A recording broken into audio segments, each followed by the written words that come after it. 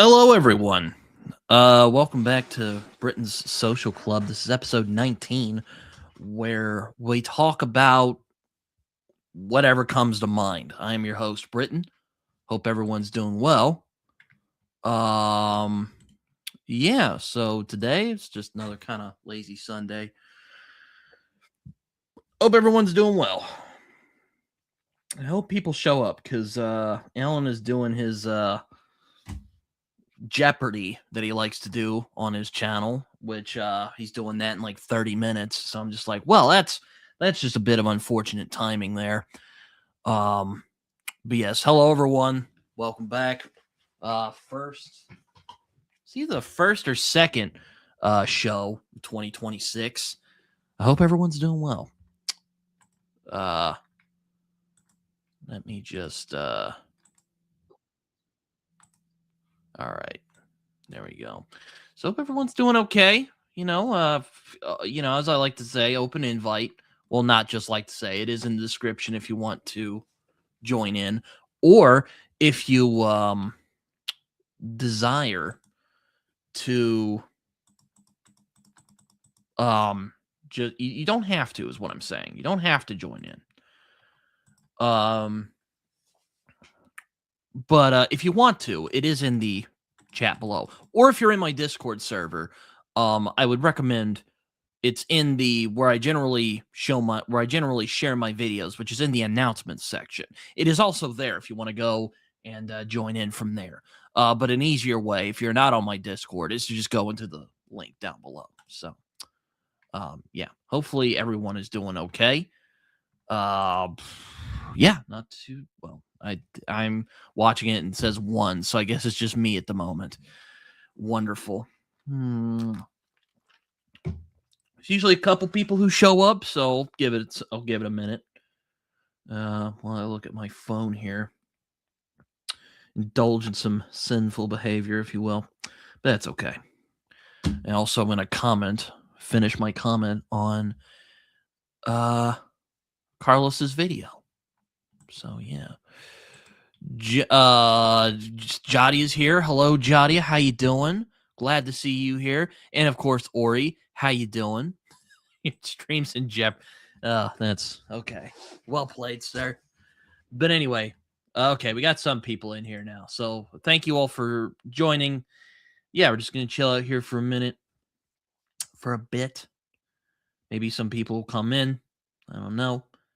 Raph said he's gonna he's calling somebody, so we'll see if he shows up. But anyway, hope everyone's doing well. That's what I'm getting at. Great video, Carlos. Keep up the good work. There we go. That'll do. That's a sufficient enough comment for now.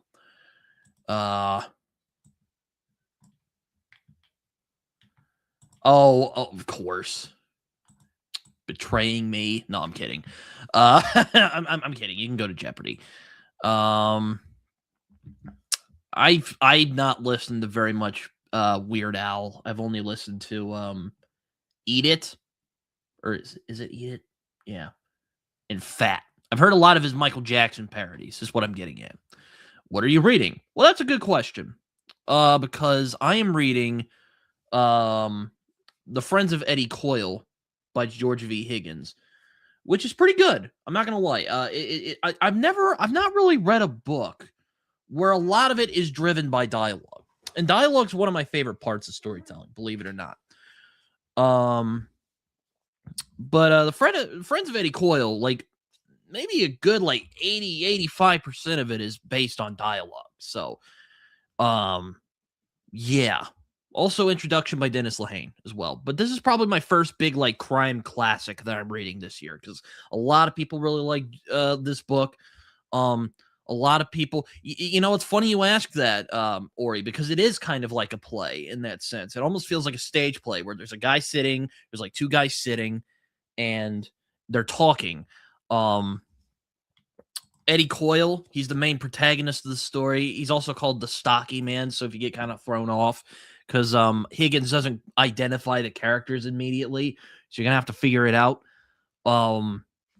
but it was also made into a movie in the 70s with Robert Mitchum playing the role of Eddie Coyle. Um, Kind of one of his latter roles. Though, funnily enough, he was only in his 50s. He was only in his 50s. I am also reading A Sword of Bronze and Ashes by Anna Smith Spark, which I should be finishing quite soon because I only have about 60 pages left. Um, this has been a really interesting book so far. Um, a lot of people call it grimdark because like Anna Smith Sparks kind of the Lady Grimdark to Joe Abercrombie's Lord Grimdark. Um, but I'm really digging it. It's a really interesting book. It's not really grimdark. It's not like that gritty because generally when I think of like grimdark, I think of like gritty fantasy, like something like Joe Abercrombie or even George R. R. Martin. But this is very much like more of like a dark fantasy, like a very dark mystical fantasy. Something like I don't know if any of you have read Spear by Nicola Griffith, which is funny because I read that book around this time last year, which is kind of shocking to say. Or something like The Broken Sword by Paul Anderson. Um, it's really quite interesting in how she plays with style and form in this book, which can make it kind of a complicated read at times. But um, I think that I'm enjoying it though. I'm really digging it. Also kind of reminds me of Black Leopard Red Wolf because there's that kind of mix of like genuine mysticism and weirdness, but with this kind of somewhat gritty atmosphere. Though I don't think I think Anna Smith Spark is less gritty than Marlon James, but that's just me. Um, well, I am also hoping to reread slash read because I'm gonna give these away because the new compendium came out. But I'm gonna be reading. Damn it! Get back! Get over there! Stop that! Yeah, I'm gonna be rereading this first volume of Monstrous by Marjorie Liu. I don't know. But I'm gonna be reading that, and then I'm gonna read the second volume here because I'm gonna be giving them away soon to my local half price books because the compendium just recently came out, and I'm like, you know what? Instead of just throwing all my money at the Monstrous volumes, um, oh yeah, no, the artist is Santa Takeda, who is a very talented artist, I have to say. I'm really liking. I liked the first volume when I first read it. I really like this kind of gothic, almost manga inspired art here. So I do think it's very Asian inspired. So that makes a lot of sense why it kind of looks um manga inspired. But I'm gonna read these first two volumes, give them away, and then I'm gonna get the compendium at some point, and then I'll get around to reading the compendium. So yeah, that is basically all that I am reading at the moment. It's weird because yeah, that is funny. I didn't catch that at first, but I didn't read it. I'm like, oh yeah, that is kind of a reference to Lion Cat. She's fun. Yeah. Do read Saga. It is amazing. I mean, the last couple that have come out since they came back have been kind of slow, but still well worth it, I think. But yeah, that first like half is just amazing. I'm really looking forward to when it ends at some point because I would love to cover it on the channel. It's just not done yet. It would be weird.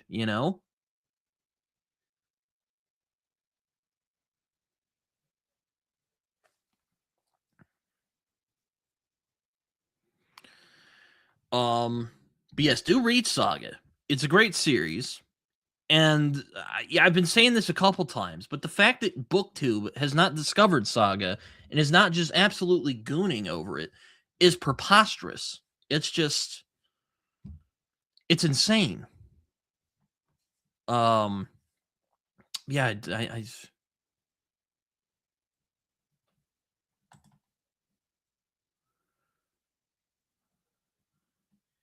That's true. Yeah, I know. It's just like I don't know. It's just like I want to talk about it, but it's not over yet, and so it feels weird.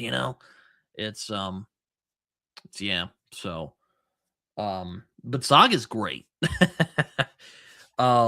If I only could recommend one comic that I think anybody could read that isn't like Watchmen or The Sandman, um, well, I know The Sandman might not be so popular now because recent events. Um,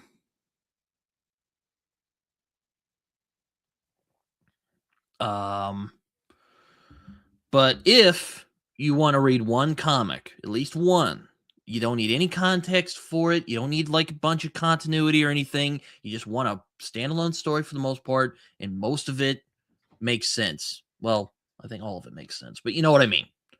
Saga.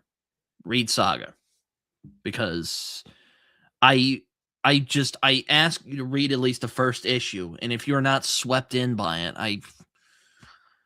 I've only met maybe one or two people who don't like Saga. And those people are just wrong. But you know what? We'll deal with it. I will politely tell them that they are wrong. Saga is amazing. I was one of the people who doubted. So you know to trust me. And have I ever led any of you wrong? Is what I'm getting at.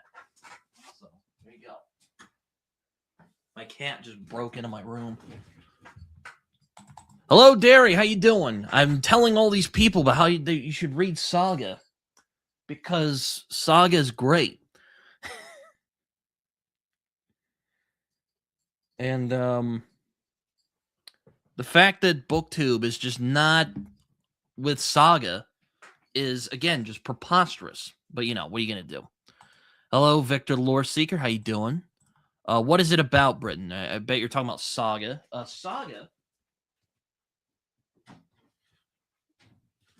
Saga is about this space war between these two peoples, and it's quite violent war. But there are two people, Marco and Alana, who are from the opposite sides, who eventually kind of grow tired of this war and how awful it is, and end up falling in love and end up having a baby together. Of course, that does not fly because of the war, and they're forced to go on the run. And you would think that's pretty simple, yes. But oh man, it goes on. They get hunted by people. There are other people who show up. There are people with TV heads who go after them. Um, it's wonderful. It's very wonderful. I think it's a wonderful series, and uh, and if there is one comic you should read before you leave this mortal coil, it's definitely Saga, in my opinion.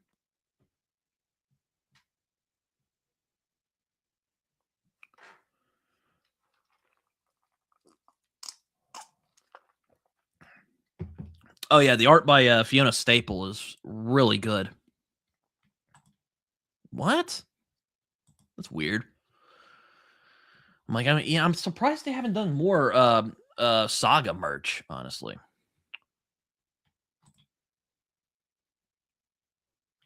Nah, you're good. I saw it. Yeah, I'm sure I'll be on. We'll see. I don't know. But yeah, I'm gonna be recording anyway. I'm gonna be recording my most anticipated books of 2026 tomorrow. So that should be fun. Well, books and comics and basically everything that I'm hoping to do on the channel in 2026. So should be fun. Um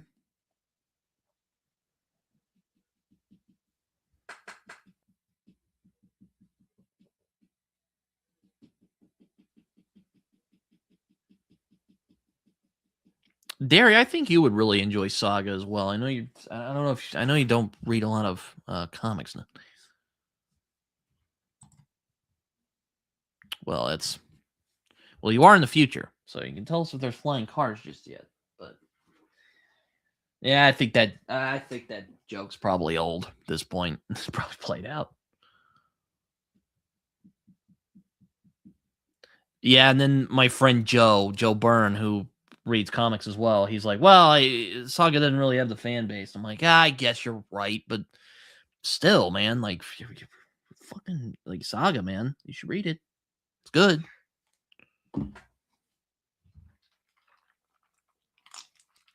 Also, you could read anything by Brian K. Vaughan. He's never written anything bad.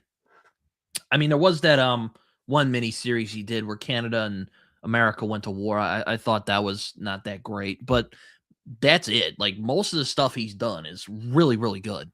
So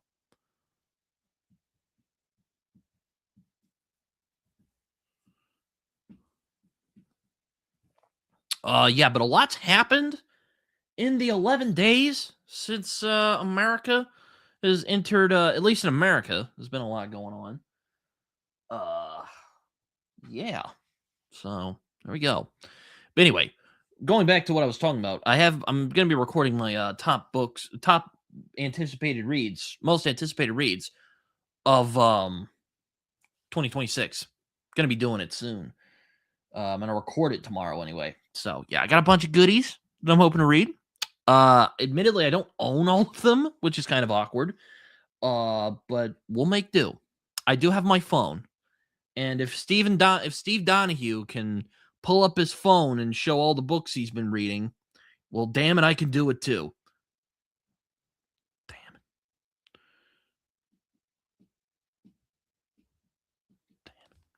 it.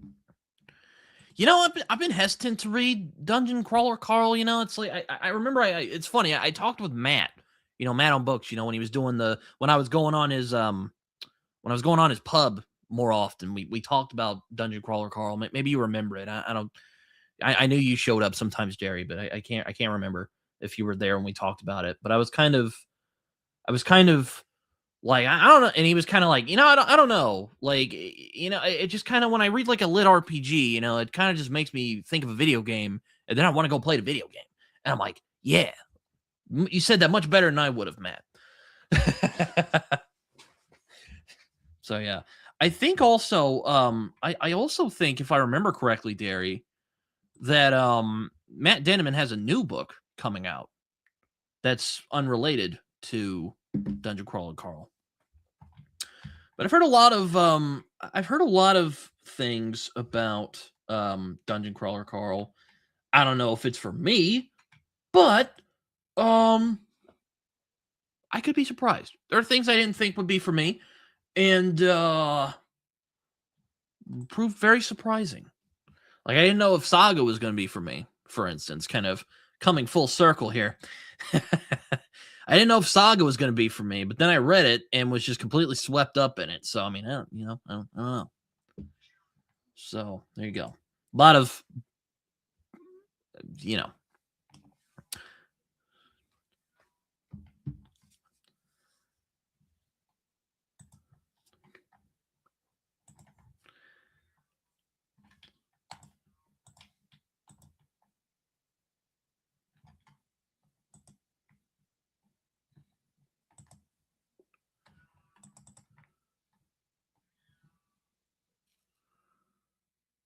All right.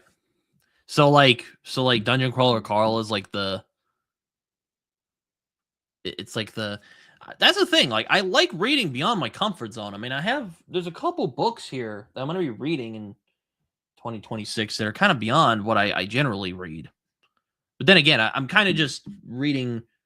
I'm trying not to spoil it, but I'll spoil a little bit. I've said this a couple times. One of my goals for 2026 is to read more science fiction and crime books, because those are genres I really like. And I've kind of been getting burned out with fantasy a little bit, at least like those big sagas of fantasy. No pun intended. I'm not not like Saga, but like Saga. Something like Malazan. I read Malazan. I'm like, okay, I'm kind of done with fantasy series for a while. Let's do something else.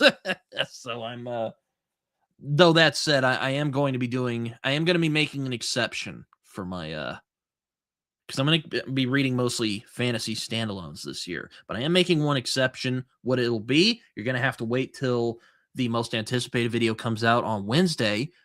But I'm sure you guys will enjoy it. It's a very popular series. or it's relatively popular. A lot of popular booktubers have read it.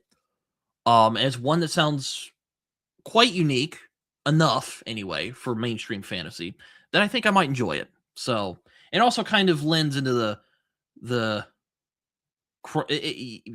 okay, before people get mad, well, I am going to be continuing Discworld, so that's not the series, but that I will be continuing Discworld.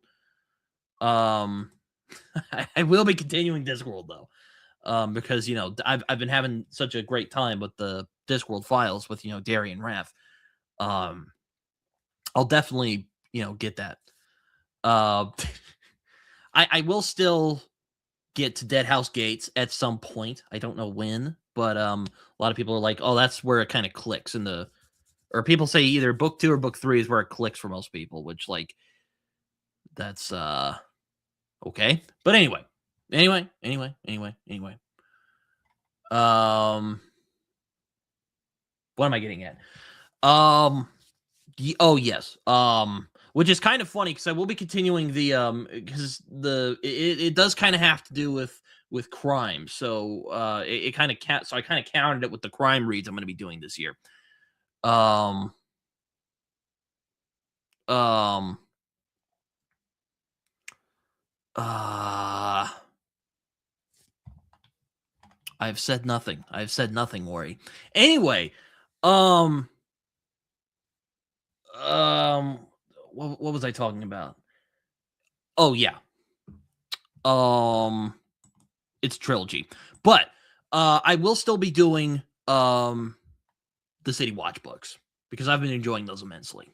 And also I really like doing the Discworld files with Darian Raff and also pinging them going like, "Oh my god, this is crazy." I don't say that specifically, but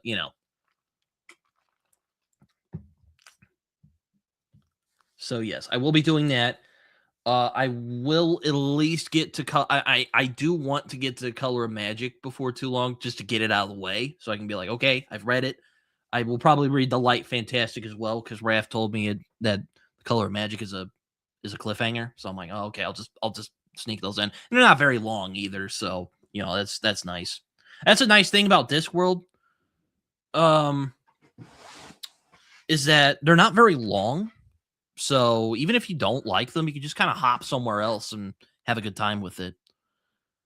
Um, which I was kind of hesitant to I was kind of hesitant to read this world for a long time because well, there's a bunch of books. But one like people like Raph and Derry and Alan were like, oh no, there's like these sub series that like splinter off. It's the same world, but it's just like a bunch of different characters and whatnot. I was like, oh, okay, I can work with this. And I ended up picking guards because that sounded the most interesting to me. And what do you know? Now Sam Vimes has jumped up there as one of my favorite fantasy characters of all time. So or he's jumping up there. So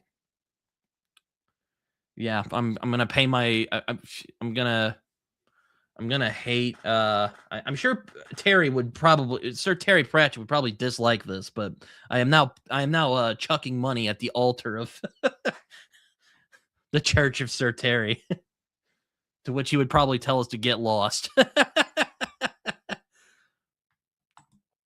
Well, yeah, I mean, I enjoy cop shows, so well again, I like crime stuff and how it was described. It's like, oh, it's like a cop show, but it's in a fantasy world, and there's like goofy stuff in it. And I'm like, oh, okay, that sounds like my bag. And I read Guards. I'm like, oh, this is really good actually. So yeah, and then I read Men at Arms. I'm like, oh, Men at Arms is pretty good too. um then again, I've only read like 2 books of his, so I mean, I don't know anything. Terry's probably reread them like 10 times, maybe even more than that. So ask Derry and Raph. They know a lot more than I do when it comes to Discworld related stuff. Hello, Mark. Hello, Alicia. How you doing? Uh,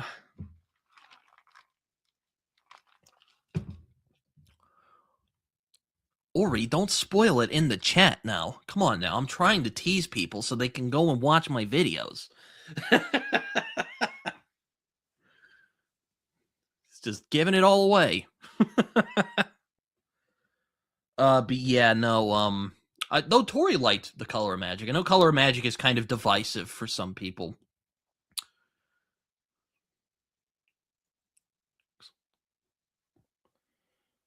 But yeah. That doesn't surprise me at all. I had a feeling that 10 was a generous number. Oh man.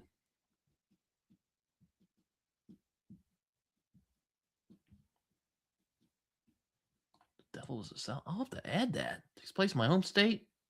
I'm gonna have to add that to the list. There we go. Sorry, sometimes I have my Goodreads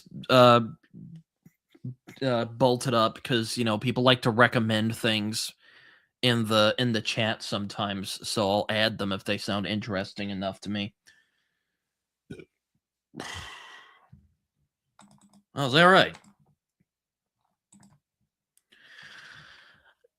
No, I can't say that I have. I don't think I've ever heard of that. What is it, Victor? Tell us.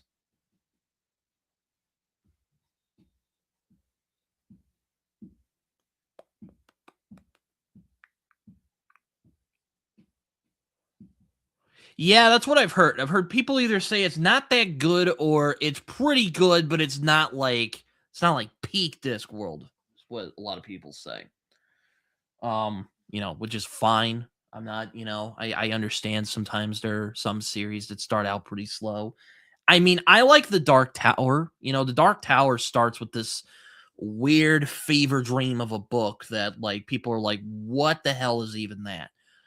Um, which, understandable why some people would be turned off by that. But when you get to the second book, that's really where it takes off. I mean, the first book is really fun. It's really good for what it is. I think it's well worth a read. But the second book, I think, is where it really kind of jumps off and it really becomes what, Dark Tower would become. Um, which, so I get it, is what I'm saying. It's kind of like it's kind of like Malazan. I definitely understand a lot of the Malazan fans. I felt a lot of empathy for them when I was reading Gardens of the Moon. I'm like, oh, I see now. It's kind of like not as, I wouldn't say Gardens of the Moon is as much of a fever dream as uh, the Gunslinger, but very similar where it's kind of creaky, I think.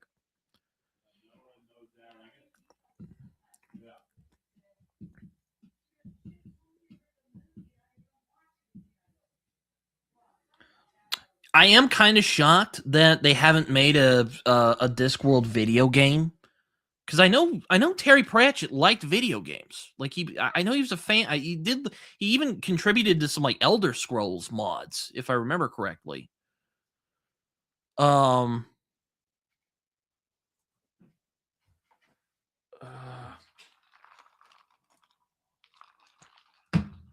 but like if you get like maybe like BioWare or somebody to do it, like, oh man, oh there have been two or three. Hello, Aaron, how you doing?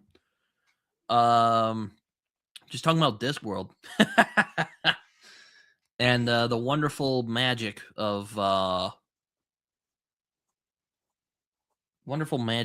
Terry Pratchett, which I've only gathered a small taste, but I'm already quite hooked, I dare say.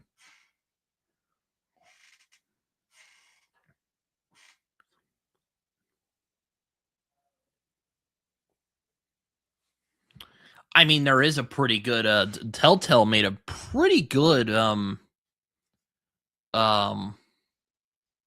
it's a pretty good adaptation. No, the Telltale one I think was pretty good actually. I liked it anyway. Very much in the tone of the show. And even has some of the actors. Peter Dinklage shows up. All right, take care, Derry. Feel free to come back if we're still going. Um, I mean, I still think Telltale's best effort to date is The Walking Dead. It's amazing. Kind of underrated because The Last of Us came out and just kind of swept everyone away. And Last of Us is an amazing game. I'm not saying it isn't, but yeah, if you're a fan of The Walking Dead like I am, and just absolutely loved the Telltale game, which, to be honest, I think is an even better um adaptation of the comic than the actual show. There was a lot more freedom to be more, graphic, like the comic was. And that tone, I think, is quite similar. I have played The Wolf Among Us, haven't read Fables yet. I was kind of hesitant for a long time, but a lot of people are like, "Oh, you love Sandman so much, you should read Fables." And I'm like, okay, yeah, maybe at some point.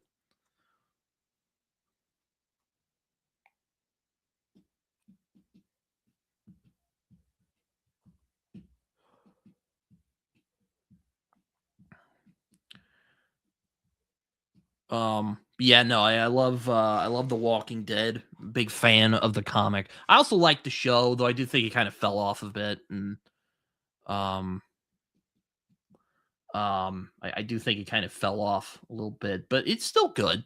I think there's some good stuff in there. I think seasons 1 through 4 are probably the best of the show. And then it just kind of just teetered off from there. I do like Jeffrey Dean Morgan as Negan, though. He was quite good. They had to tone him down, of course, because AMC. But they did do a version of the first Negan speech, and it is literally just the speech word for word from the comic, and he nailed it. I thought he nailed it. He was really, really good. He was very good, Negan. Though, of course, again, they had to kind of tone him down for the show because, it's kind of like why I think the Preacher adaptation kind of fell apart. It's like one of the parts that makes Preacher special is the vulgarity. And when you don't have that, when you tone that down a little bit, it kind of ruins the effect. It's kind of like if NBC did like Transmetropolitan, it wouldn't work, or at least I don't think it would work. It would take an amazing creative team for that to work.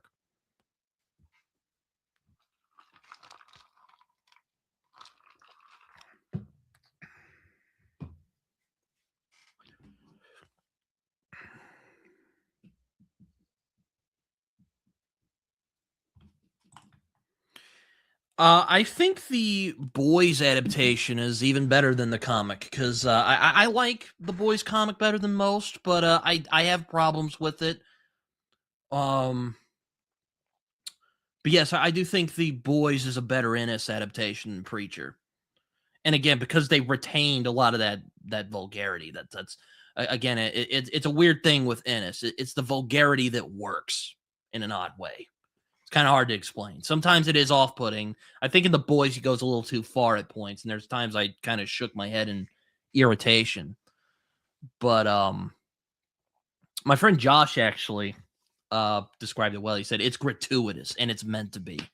So yeah, yeah. Anthony Starr is really great as Homelander. I think the show is better than the comic. To be honest with you, and again, I like the comic better than most. But there's sometimes I think that Ennis kind of lets his let's just say edginess get in the way of telling the story.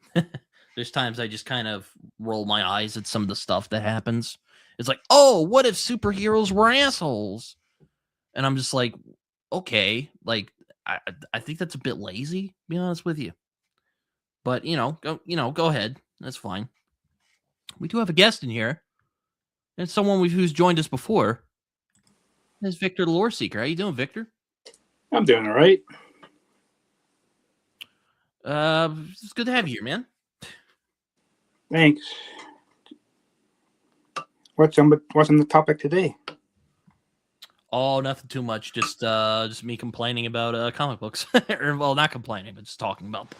But of course, fantasy. Yeah, it should be fun. I'm kind of on and off with Mortal Kombat, but Carl Urban is Carl Urban's a pretty good actor. He was also really good as Judge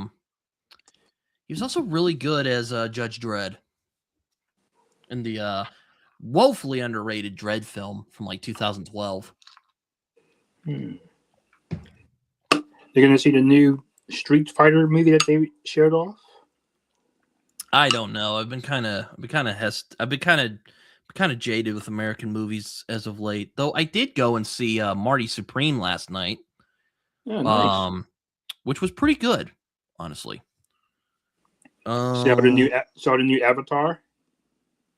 No, because I absolutely despise the first film and swore off of watching any of the other ones. What? I saw the only one I've seen was the first one. After that, I was done. You were done. I don't blame you. Yeah, I don't. Given I don't one, like they take too long to make, and two, I'd rather not wait this long to watch one more movie when I could see a bunch of other ones. Same. It was a good movie. I mean, I haven't read too many of the Dredd comics, but felt more consistent with the tone. Anyway, sorry, Victor. What did you say? Repeat what you said.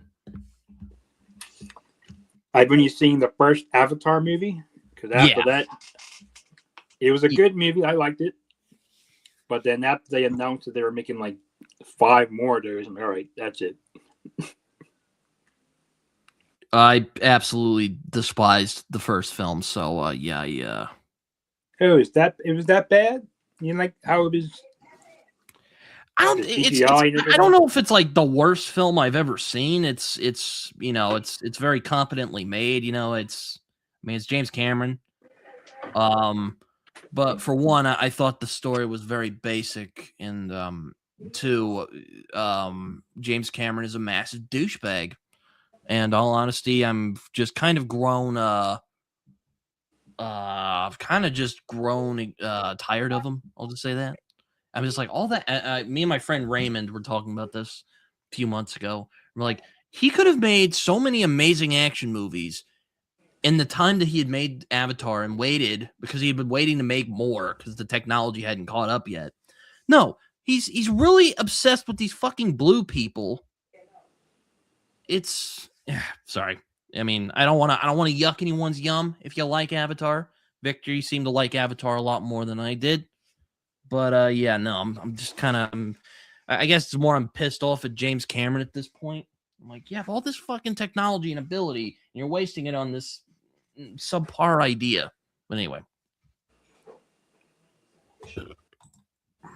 really, that's interesting. I guess he feels really strongly about Avatar. I don't know, but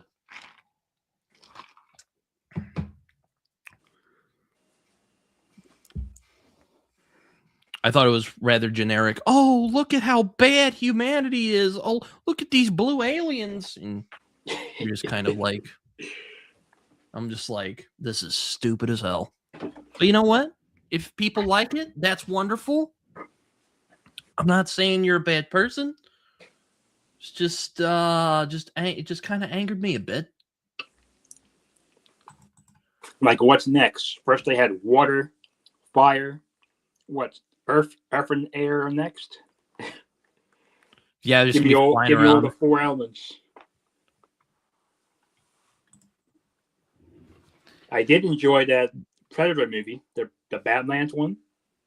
I thought about reading that. I thought about watching that because I'm like, oh, it actually looks pretty good. Like they're finally not just rehashing the first film. Like they're actually doing something pretty good. They're actually doing something interesting. I just didn't get around to seeing it because it was pretty good. I enjoyed the like the Predator home world and the new planet that they was introduced in the film, and how the Predator had to use the environment after it got all its weapons stolen. That they used the environment to make its weapons in the movie. So that was pretty nice. Also, we're like finally seeing like the Predators, kind of in action. They're not going up against people anymore. It's not rehashing the first film. Like they're trying things, And I'm like, oh, I appreciate that. And plus, they kind of teased of a sequel, given they might finally see a female Predator on screen. That could be fun.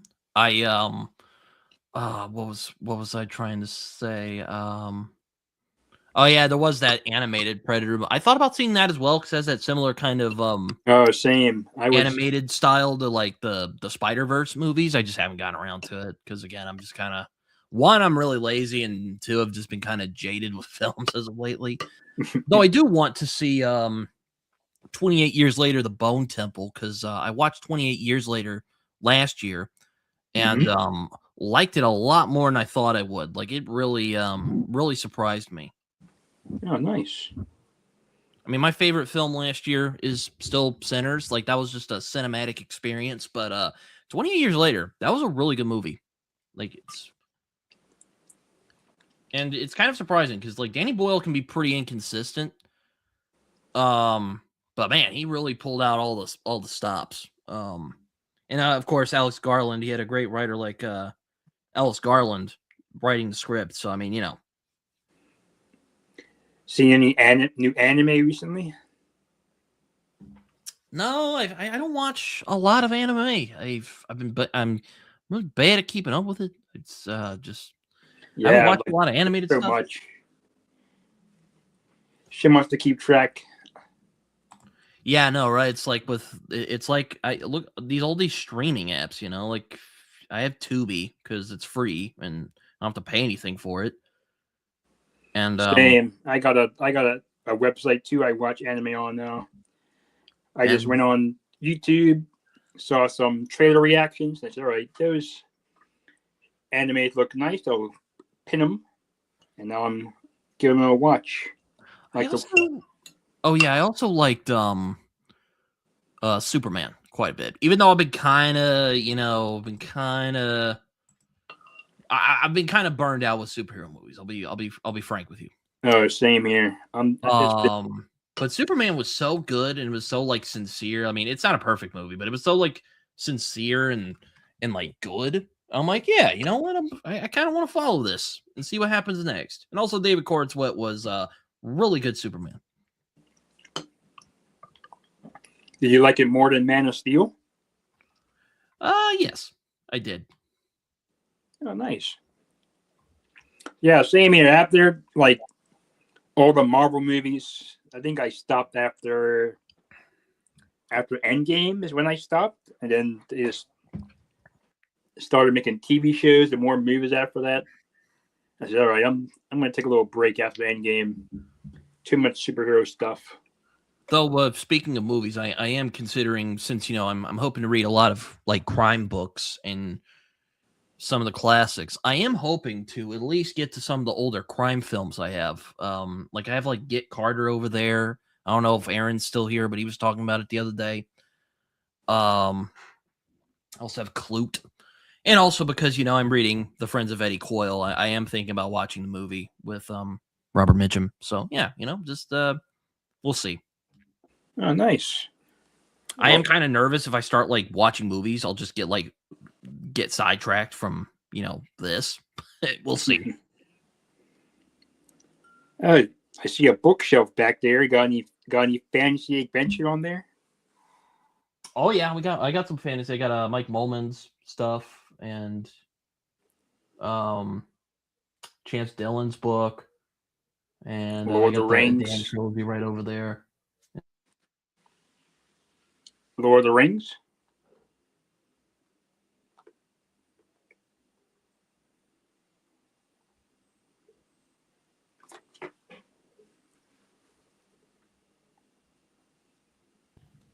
Hello? Yep, I hear you. What the hell? Hey, can you hear me? Is it still good? It's in my mic disconnected, so sorry if this is kind of weird. No, I can hear you. On my end. Can you hear me? Okay, good. I don't know what this browser is doing. StreamYard is. Oh man. Oh, what the fuck was that?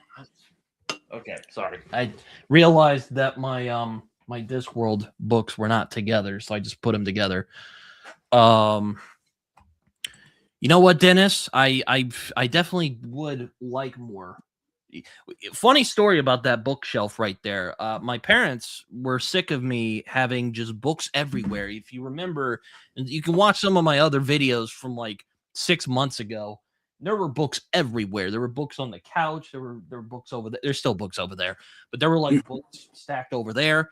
And my parents, because I had asked them for like a shelf before, and they were like, I don't know, it's a lot of money. But I guess they just got sick.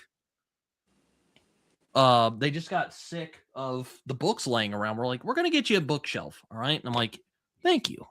It's very nice of you. Same So, here. I so had they a got it big, off I had of. a, I had a big bookshelf, but now it's kind of small. So most of the books that I have, I gotta pack it in boxes just to make space.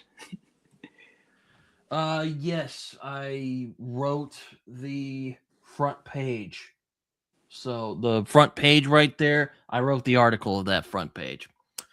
And the other one is a comic I co-wrote with a friend of mine, which no, can't find it anywhere because we're still struggling to get that off the ground. But yeah, we have those. My parents made that for me.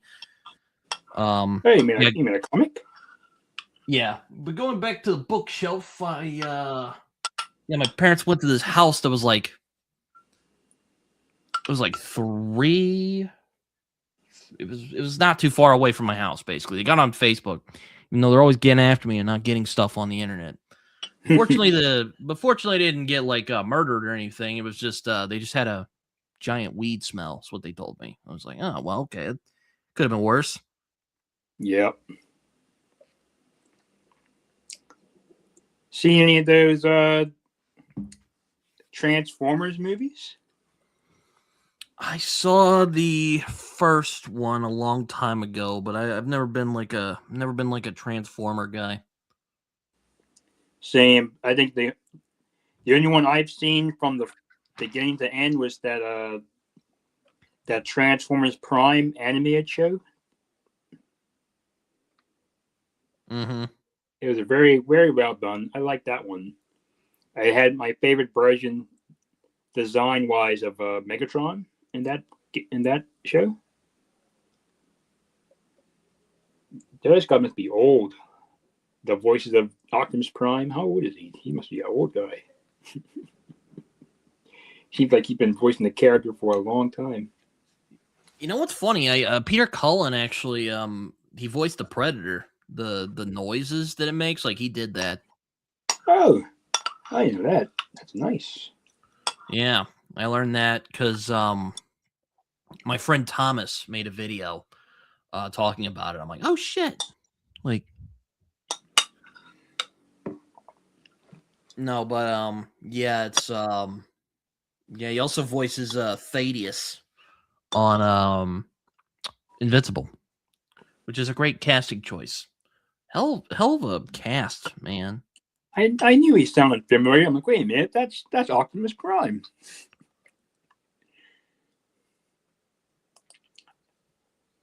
Sad. Too bad there has been no updates on the next season because you know how slow animation gets. Yeah, it's taken him a while, but you know, what are you gonna do? I do know that the next arc that they're doing is something that wasn't in the comics, from what I understand. Yes, one of the I think the Hell arc they're building up. That's totally original. It's not in the comics, as far as I know. Oh, that's gonna be good. I'm not that familiar with the comics, except I saw like an explained video on the entire history of Invincible, so I kind of have an understanding of how it's gonna look. Is it the same? Is the guy who's gonna be Drog? Is that the same guy who voiced Thor? And I don't think so. you saw that new X-Men teaser for Doomsday? I've kind of lost interest in the MCU, but I've seen some of the clips around. I'm just kind of like, I don't know. Yeah, they're trying to hook you back in, like, oh, Captain America's coming back, Iron Man, Thor, all the fun characters you remember from the first 3 phases are coming back for one big finale. Yeah, just the knee jerkiness of Marvel as of late is just kind of like, oh god, you know. That's why I always assumed that after Endgame, like, all right, you had a nice run. Endgame is a nice conclusion for this arc. Now let's take a break and try and go back to the drawing board and figure out what we're going to do for the next few phases instead of rushing right into and right after the phase 4 right after, because it wasn't really that good. Not that many good TV shows and movies in that next season. Yeah, it's unfortunate. I feel like they planned for Kang to be the big bad, but then, you know, the whole Jonathan Yeah. Majors controversy happened, and, you know, that just kind of went out of the water. So like, oh, Doctor Doom, and you're just like, okay. That's another thing I wish it didn't. I wish it didn't. In Marvel, they had a bunch of villains. I wish in each they didn't really kill them off that quickly. Because first you had Thanos, and they brought him back to like. With Fantastic Four, you could do like a whole franchise with just the Fantastic Four, and it would be awesome. And they're not doing that. You're just like, oh my god. Now they're trying to bring back the X-Men. Like, oh, here you go, guys. Like there are people who I know are fans have come up with much better ideas than what, you know, other people have been coming up with. I'm just like, good God, you know, like, oh jeez, what are you gonna do? Well, but now you got the DC stuff, Superman, Supergirl. I'm excited for that. That was a good trailer from what I saw. If what's his name? The guy who played Aquaman, he's Lobo.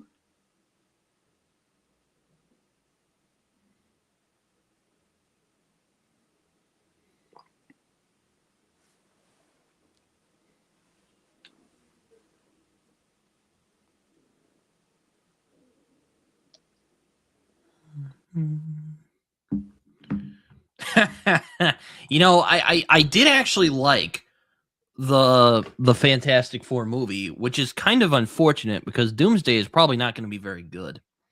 Yeah. I'm like, I liked, you could make a whole fucking thing with these. I know they got so many. They got so many. You finally got it right, and now you're franchise. Like, no, you're in a cinematic universe. It's I feel bad for Fantastic Four fans. And I guess I'm one of them, but it's not like it's more like a soft spot, you know. Were you there when they did the that Silver Surfer movie? You were back that type of fan? I do remember seeing it in theaters. I don't remember all that much about it. I do remember Phantom Four Stick though. I prefer not to, but I do remember it. Now, were you a fan of the old Fantastic Four cartoon where you had where She-Hulk was part of the team? I didn't watch that. I don't think I caught that, unfortunately. I was more of I really liked you know, I mean, Batman the Animated Series is still my favorite animated show. And it's still the best superhero thing of all time, as far as I'm concerned. Oh, that's nice. Good choice.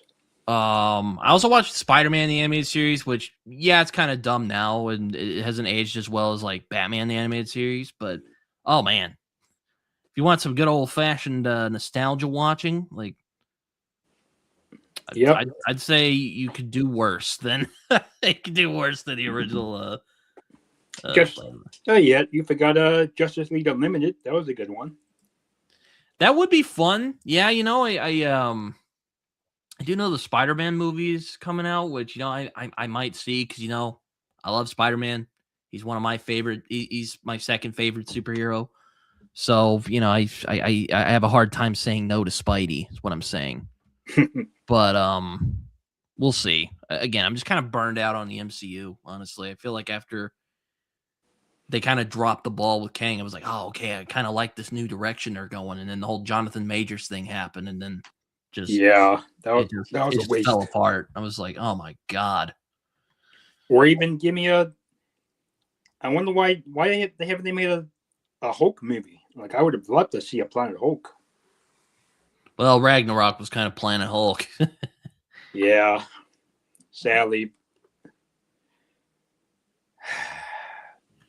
Yeah, get like Sadie Sink to play Spider Girl. That'd be fun. I'd like that. That was a fun show too. I really like Spider-Man and His Amazing Friends. I remember when I was a kid watching that for the first time because I was a big Scooby Doo fan when I was a kid, Oh, and same here. and I mean I still have quite a bit of fondness for Scooby Doo. If you want a really like fun bonkers comic, Scooby Apocalypse is really fun. Like if you can get past the kind of goofy like setup of the Scooby Gang trying to survive a post apocalypse, it's Yeah. really good. It's really fun. I really enjoy it. Hmm. But anyway, I watched Spider-Man and His Amazing Friends, and I'm like, that's Fred playing Iceman. And I looked it up. Yes, it's Frank Welker who's played I yes, if I recall, there are Scooby snacks in the post-apocalypse, but it's really interesting how they play with it because like they come up with an explanation on why Scooby can talk. It's been a while since I've read it. It's been about like 10 years, but it's fun. It's really a lot of fun. I have another recommendation. I don't know if you've seen this one. Uh, My Adventures with Superman. I've heard of it. I've heard it's pretty good actually.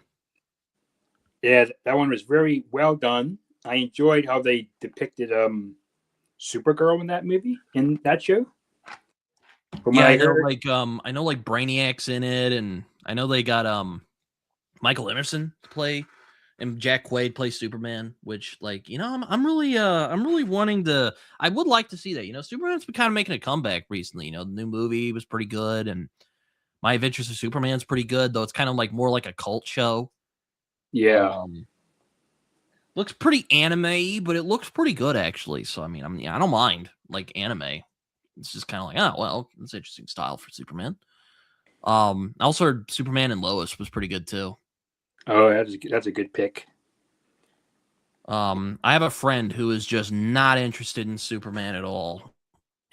He watched Superman and Lois and was like, those at least first two seasons were really, really good. And I'm like, I'll have to watch it because CW did some pretty good superhero stuff about a decade back.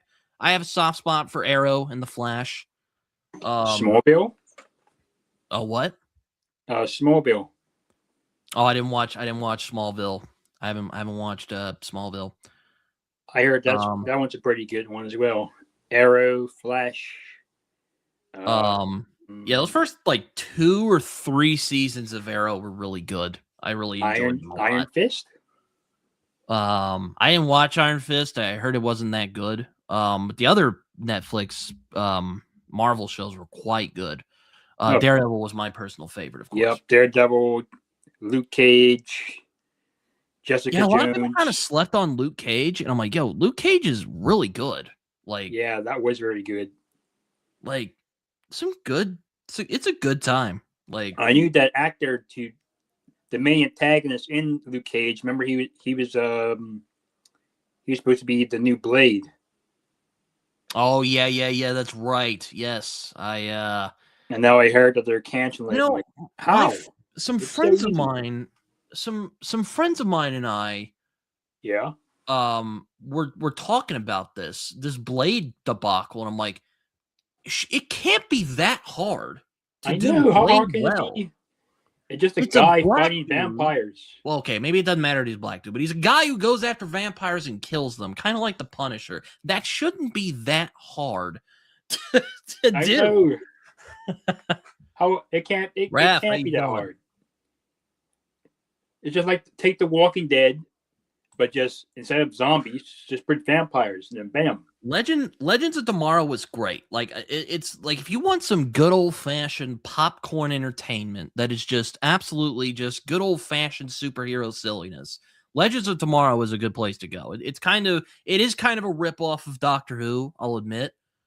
Yeah, Um, but it is fun. It is a lot of fun. Like I really like it gets absurd, and they don't even like try to take it too seriously, and it's fun.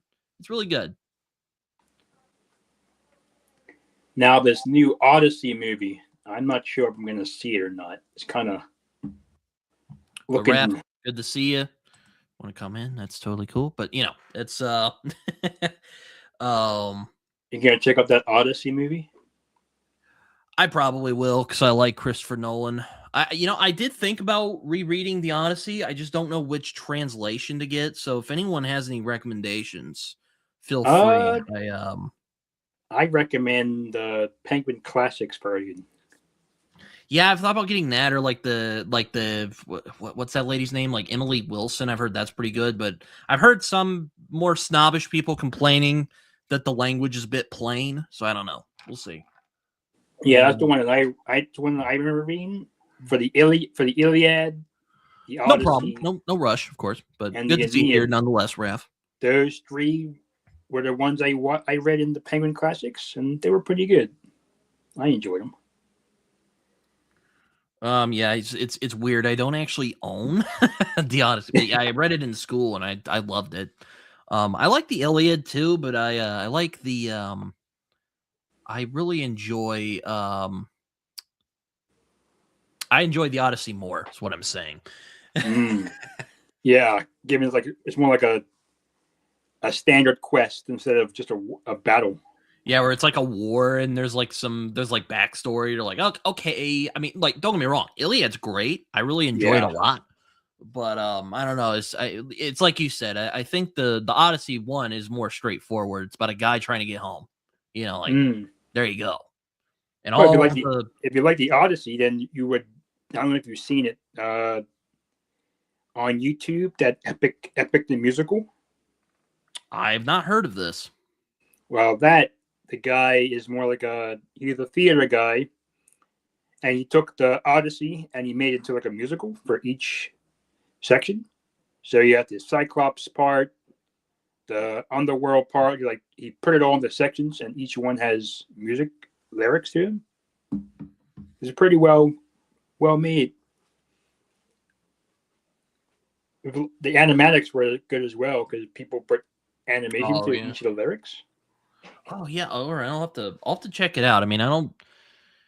It's funny, Ori. My mom is following a trial. I won't really go into detail. It's a mess of a trial. So, you know what? Actually, just look up Karen Reed and just learn about the absolute clusterfuck of that trial because my mom's been telling me all about it. It is insane. I'm not going to explain it here because it is a debacle. It is a mess. But my mom watched a Lifetime version of that case last night, and I'm like, while my dad and I went to go see Marty Supreme, and yeah, I didn't watch it because Lifetime movies are generally really dumb. I was like, Mom, this is really dumb, and she's like, oh, I agree, but I want to see what they do with it. She was already railing against it before I left, so I'll have to ask her some more when I leave or when I'm done here. Maybe I'll come back and explain some more. Have you seen that Shogun show? I haven't. I wanted to read the book first. I'm always kind of weird like that. I want to read the book first. But my old boss, was like, dude, you should watch Shogun. I'm like, you know what? I probably should. And I didn't because I wasn't I wasn't really doing anything at the moment at that time. Yeah. I was busy with other things. That's what I'm saying. Yeah. The only reason I wanted to go see it was because the one of the actors is from the Last Samurai movie. He plays one of the characters in that show. And he wanted the only reason why he wanted to be in the show is if they kept the show's roots more Japanese, so keep it in line with how the culture of the period was. All right, John, you don't get weird now. Anyway, I don't want my chat getting all weird over here, guys. Anyway, I have not watched that, but I'll have to see that. The only Odyssey, I mean, it has to be better than the '90s Odyssey adaptation, which is pretty hilarious. If you want to, if you want to have a good time and laugh, you should check out the '90s Odyssey. It's it's a thing that happened, is what I'll say. And what's funny is that I think Ori, I might be mistaken here, but I think that actor was actually the guy who played Odysseus. Is it funny like that Jason and the Argonauts movie with the skeletons? I've not seen Jason and the Argonauts. I've not seen Jason and the Argonauts, so I don't know. But I've just been kind of.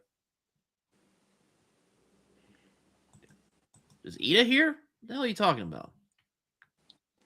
Oh, what's another one? Ori is Salty Horse. Because right now, anything I'm reading right now is the prose and poetic Edda for Norse mythology. Oh yeah, it's kind of the text.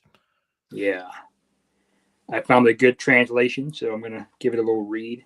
I've yet to read that, but I do want to, considering I'm actually quite more fond of Norse mythology than Greek, because I find the Greek gods are a bunch of prima donnas.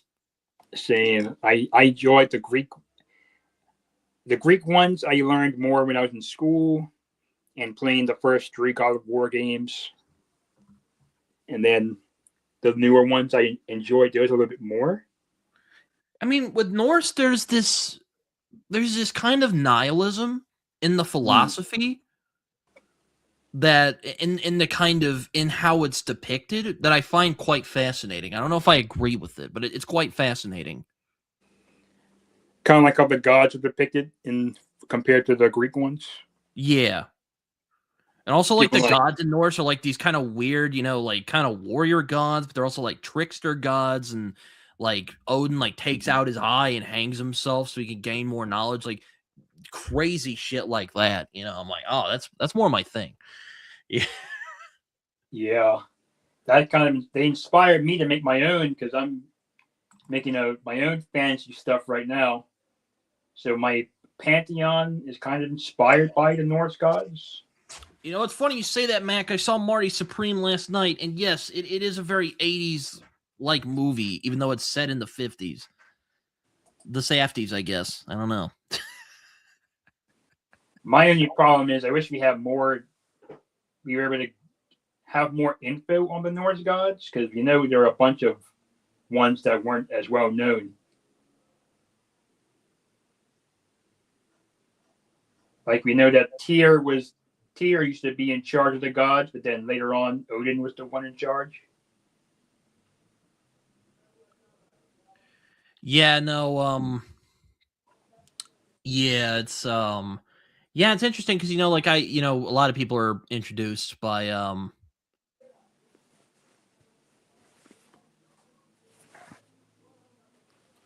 I mean, you probably wouldn't enjoy her role in the movie. She kind of like bangs Timothy Chalamet a couple times, and that's about it. She does kind of get scammed in the movie, so if that makes you feel any better, yeah.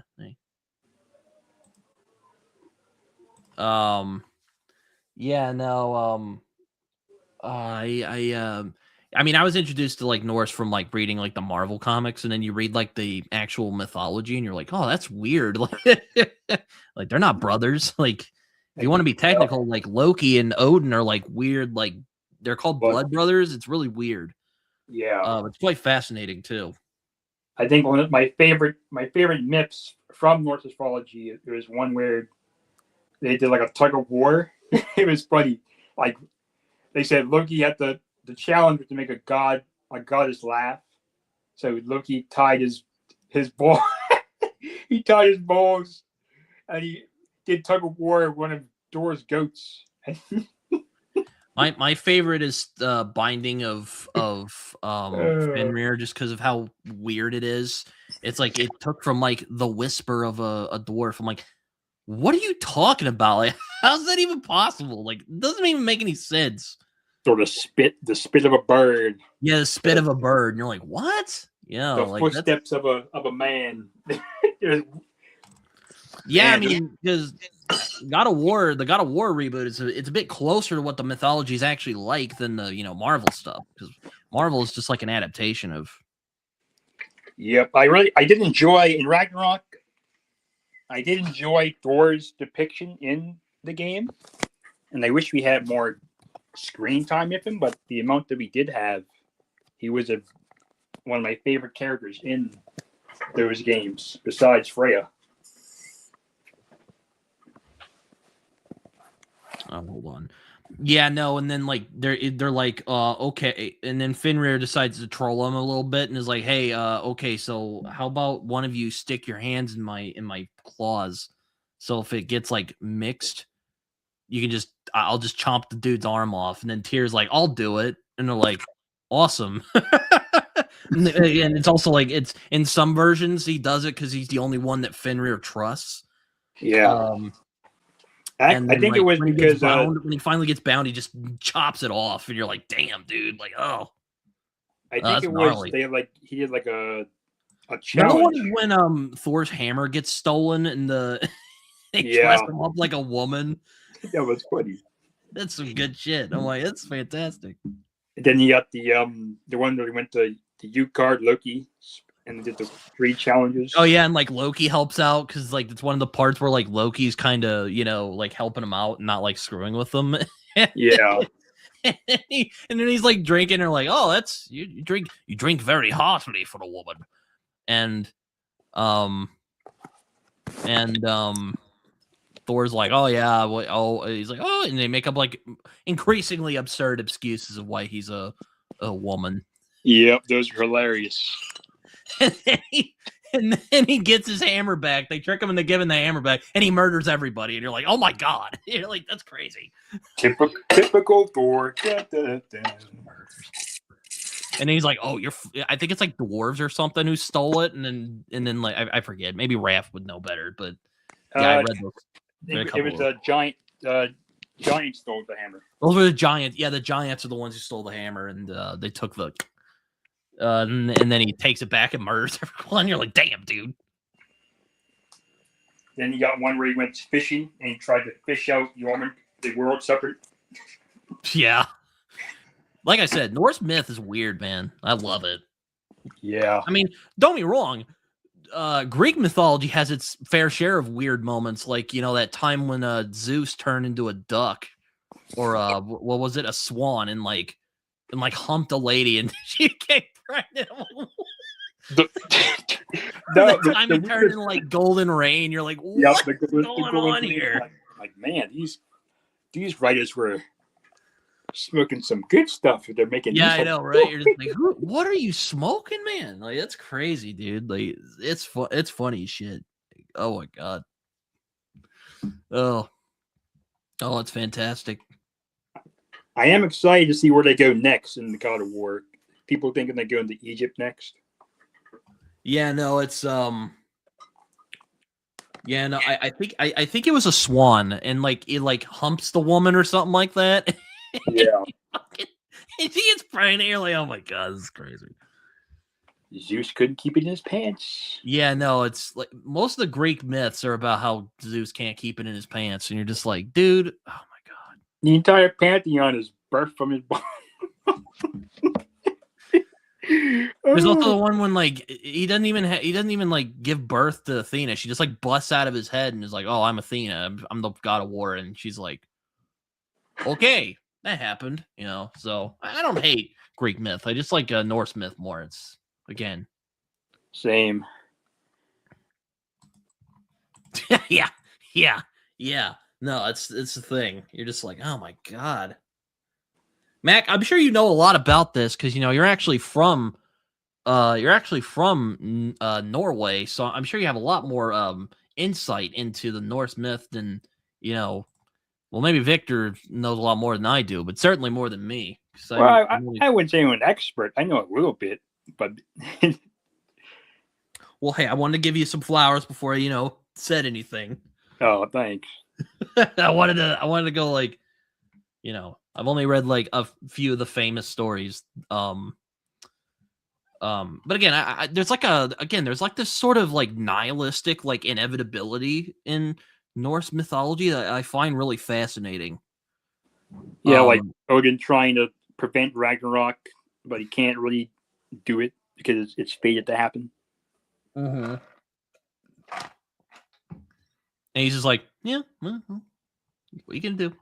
And then and everything instead of mistletoe, or well, you know what? Actually, that's true. That's not nihilism. I don't know what I'm talking about.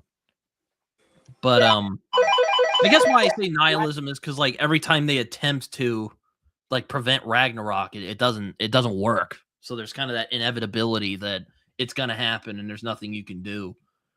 Yep. Which I was inspired because when I wanted to, after Game of Thrones ended, and we didn't know whenever the next book's coming out, so I said, you know what, let me try making my own story. So I was figured out, brainstorming a little bit. I said, okay, which gods do I like? Do I want to model mine over? And I said, okay, I got Greek and I got Norse.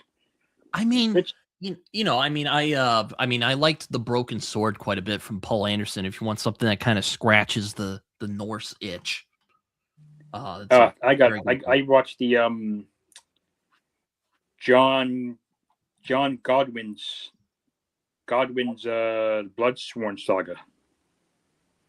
Oh, John Gwynn's book? I haven't read those yet. I've heard those are Norse inspired though.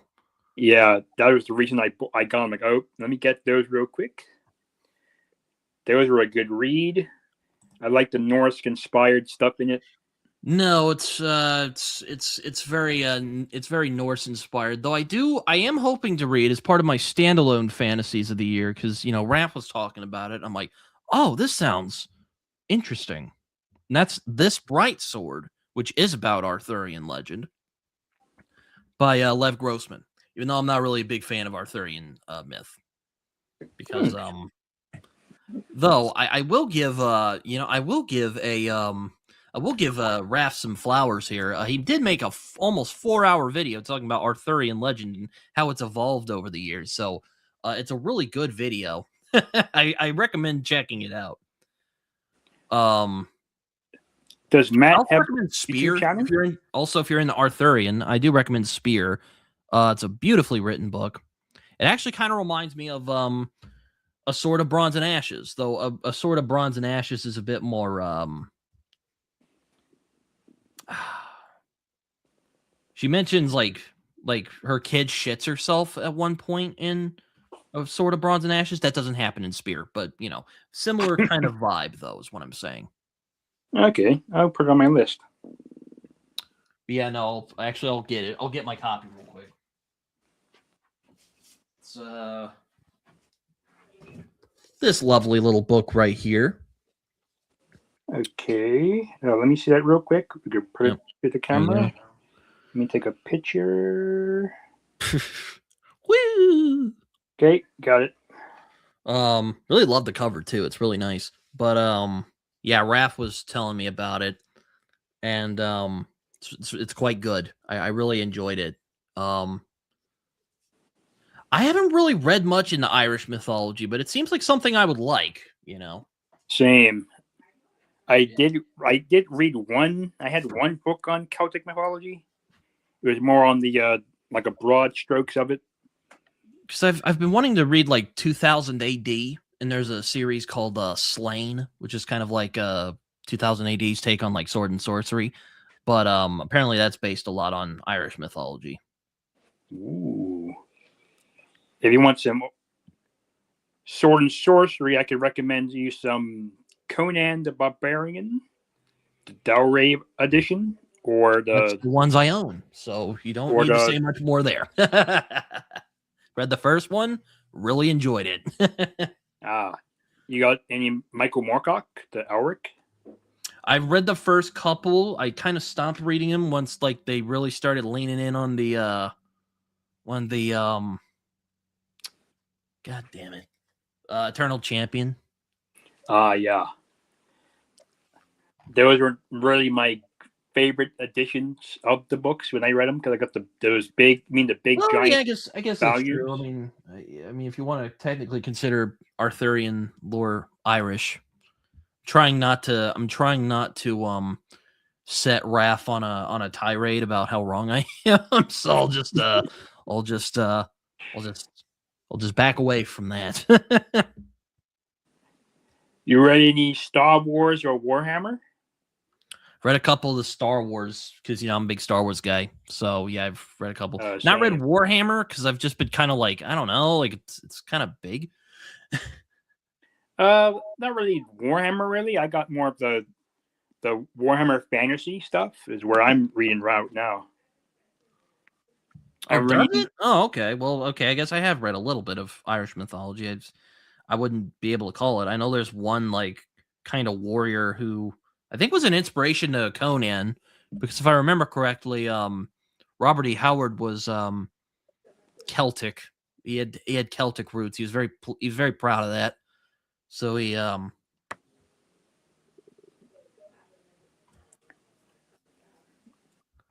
Tharno knows a lot about Warhammer, so there you go. Oh, good, nice. A Warhammer friend. Yeah, I forget the guy's name, but it's like he's mentioned a lot. I think there's like a version of him in the book Mythago Wood from Robert Holdstack, if I remember correctly. I could be wrong on that. I do want to read and watch some Red Sonja. Well, it's you know what, that's a good point, Raph. I don't. He was in the 1930s, but yes, he I don't know. I've not read any Red Sonja. I know that I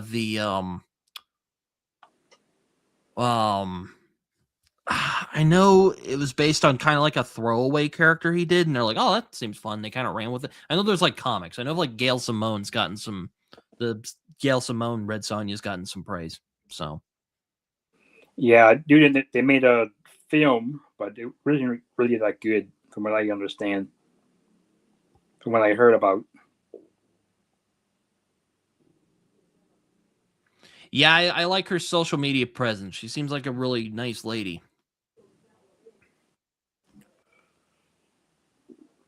Be right back, real quick. Yep. Keep the people entertained while I'm quickly gone. Yep, I'll do my best. Okay, guys, he's gone. What kind of stuff you guys want to talk about?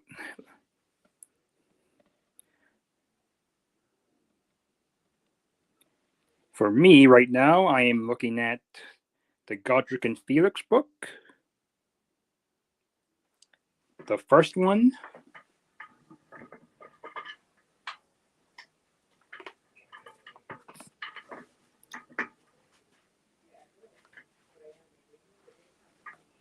Yep, it's Dragon Ball. This is an art commission I got from an artist who does Dragon Ball commissions. So I asked him to do this little avatar for me.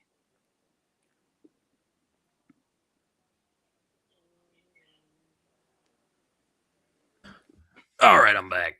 Given I'm a Dragon Ball fan, I figured I'd get an art commission from this artist. He did a really good job. I do like some Dragon Ball Z. Like I like the original stuff when it's oh god, who is it? It's Oh, when Goku's a kid? no, well I do like that, but I also like when he goes up against Frieza. Dragon Ball Z. Yeah, Dragon Ball Z. I do like the original Dragon Ball Z when he's he's going up against Frieza. A lot of fun. Yeah, that was a good. I do enjoy that. I remember watching Super with my first time seeing Dragon Ball in Japanese for the first time. And then after that was done, I went back and, because I never watched it before, so I went back and rewatched the original Dragon Ball when he's a kid for the first time in English. And I really enjoyed that. I'm like, oh, this is very nice. One of my favorite parts of the show.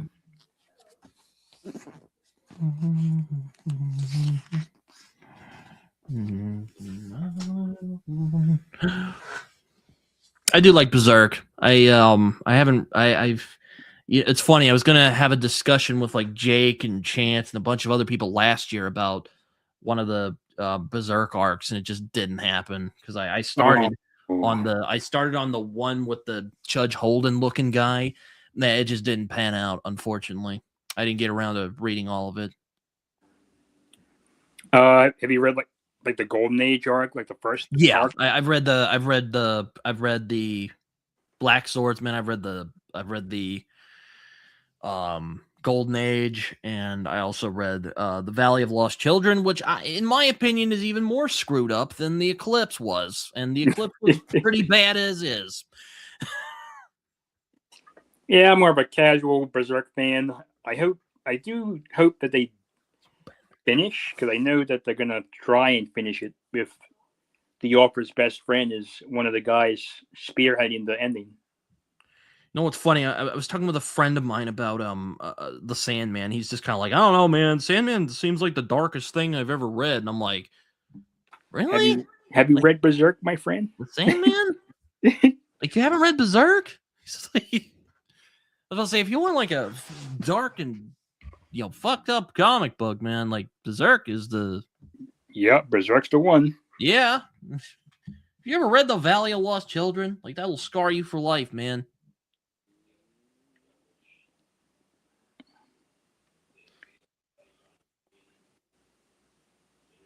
Another one that I recently read is in terms of manga, Vinland Saga.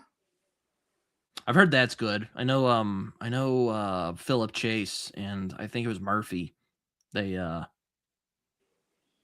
did a read of it. I think it was Vinland Saga and what are my favorite Kingdom. What are my favorite Sandman stories? My favorite is probably issue 19, which is A Midsummer's Night's Dream. I think is a wonderful, just a really great story about art and how it kind of echoes through the ages and how you find immortality through art. I also really like the Serial Convention arc. That's a lot of fun. I also like Hobbs' story quite a bit. I thought he was really great. Of course, The Sound of Her Wings is a great one. And I think it is I mean, all of it is really good. I do like the ending. I think the ending is really great. I like how everyone kind of comes together. We have someone else coming in. Oh, nice. You know him. He's an often guest on the show. You know him. You love him. Raph, how you doing, Raph? Hey, buddy, how you doing? Raph, how's it going, my friend? I was gonna be like, he was so offended by how I described Spear. He had to come on and be like, I'm gonna correct him. God, it just took me a while now. Well, first of all, guys, it's Sunday evening. Yeah. Cheers, guys.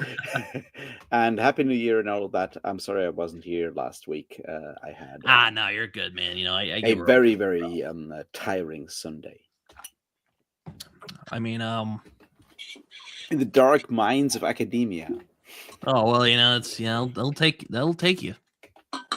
Yeah, it's kind of bad if you have to write a paper on like German defense, not German, like European defense architecture, in contrast to U.S. foreign policy, and you finish that on like Friday night, and you wake up on Saturday morning, and you look at the news and go like, "Fuck, I guess I have to rewrite that."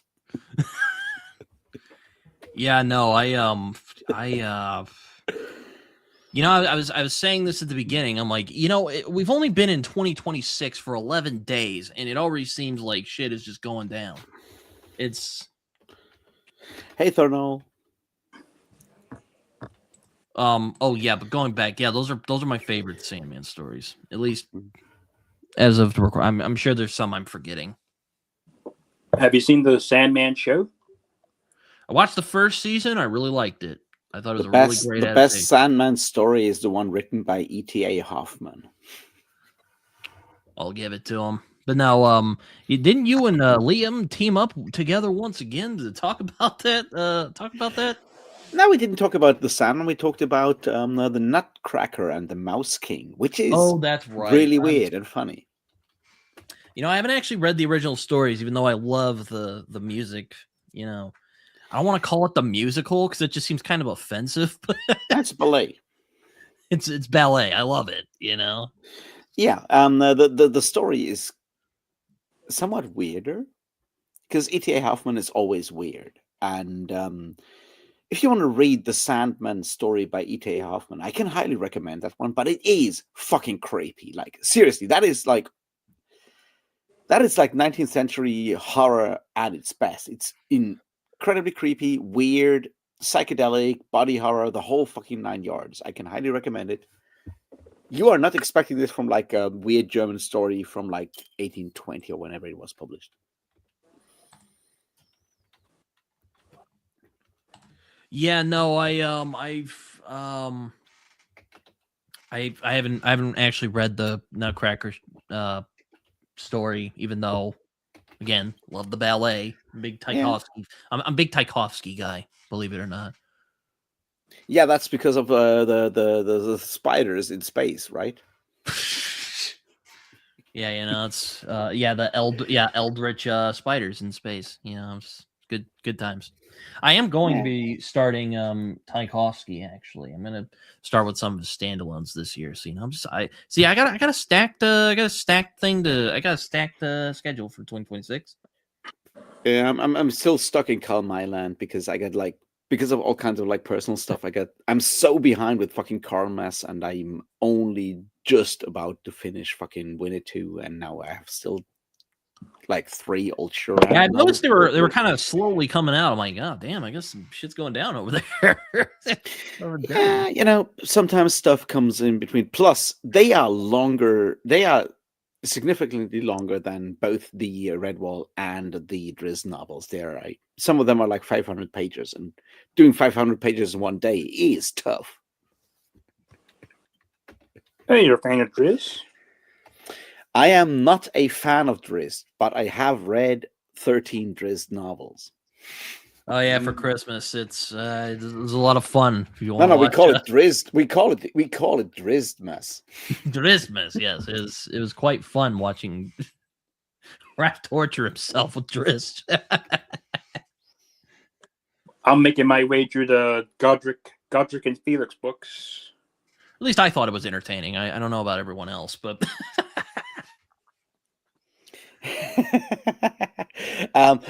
Sandmännchen. Now that is a very specific one there, Max Garfield.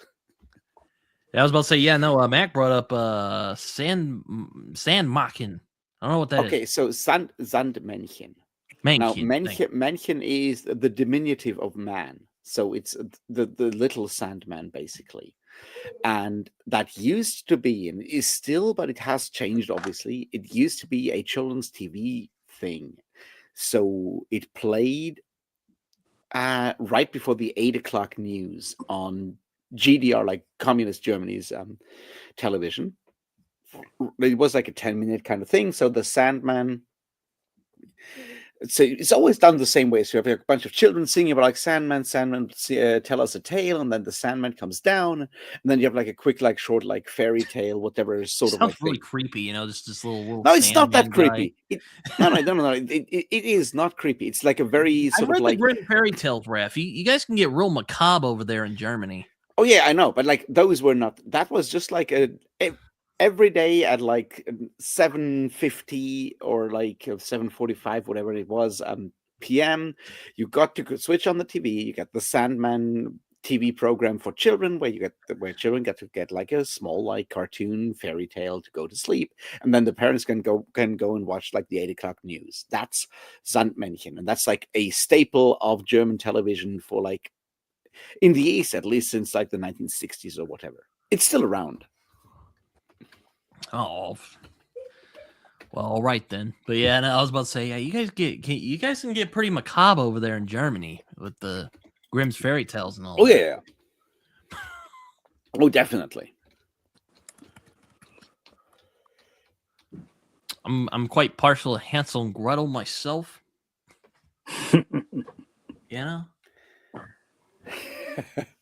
That's a good one. I think Hansel and Gretel is fine. There's others that are better, but And that's the point. It's like where reading the Mouse King, the Nutcracker and the Mouse King is interesting because it does play around with those fairy tale conventions, and E.T.A. Hoffman does a lot of that, and the Sandman fits into that. But like, if you think Hansel and Gretel is macabre, the Sandman is a whole other level. That is like, I mean, I don't know if you can get taking more people's macabre than, eyes out and cannibalism. replacing them with like machines and stuff levels Jesus of body Christ. horror. Sorry, Lord. Jesus, but good Lord, man. Yeah, that's the point. I told you this is like 19th century body horror. This is like fucked up shit. Yeah, and then like Lovecraft read it, it's like, ooh, yeah. should do I'll that. take some of that. Yeah. I don't know if Lovecraft Then ever put read my, E.T.A. then I'm gonna put all Hoffman. those my weird racist neuroses in there too. But you know. No, I don't think so. He's more like into Lord Dunsany and Edgar Allan Poe.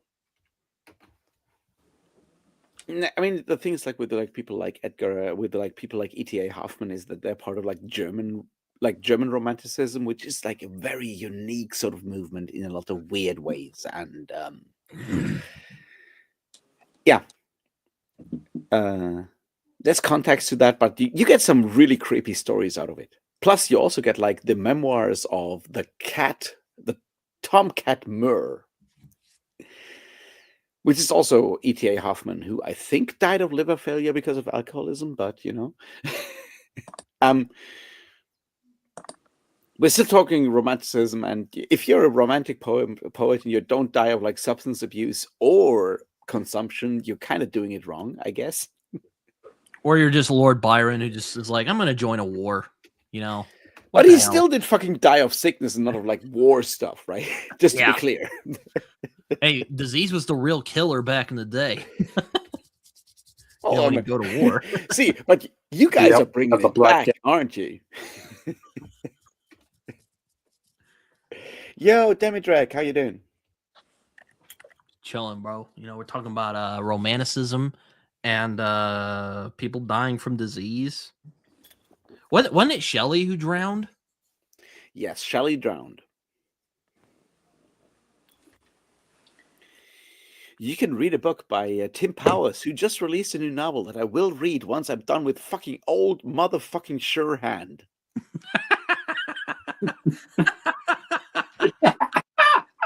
He's just like, God.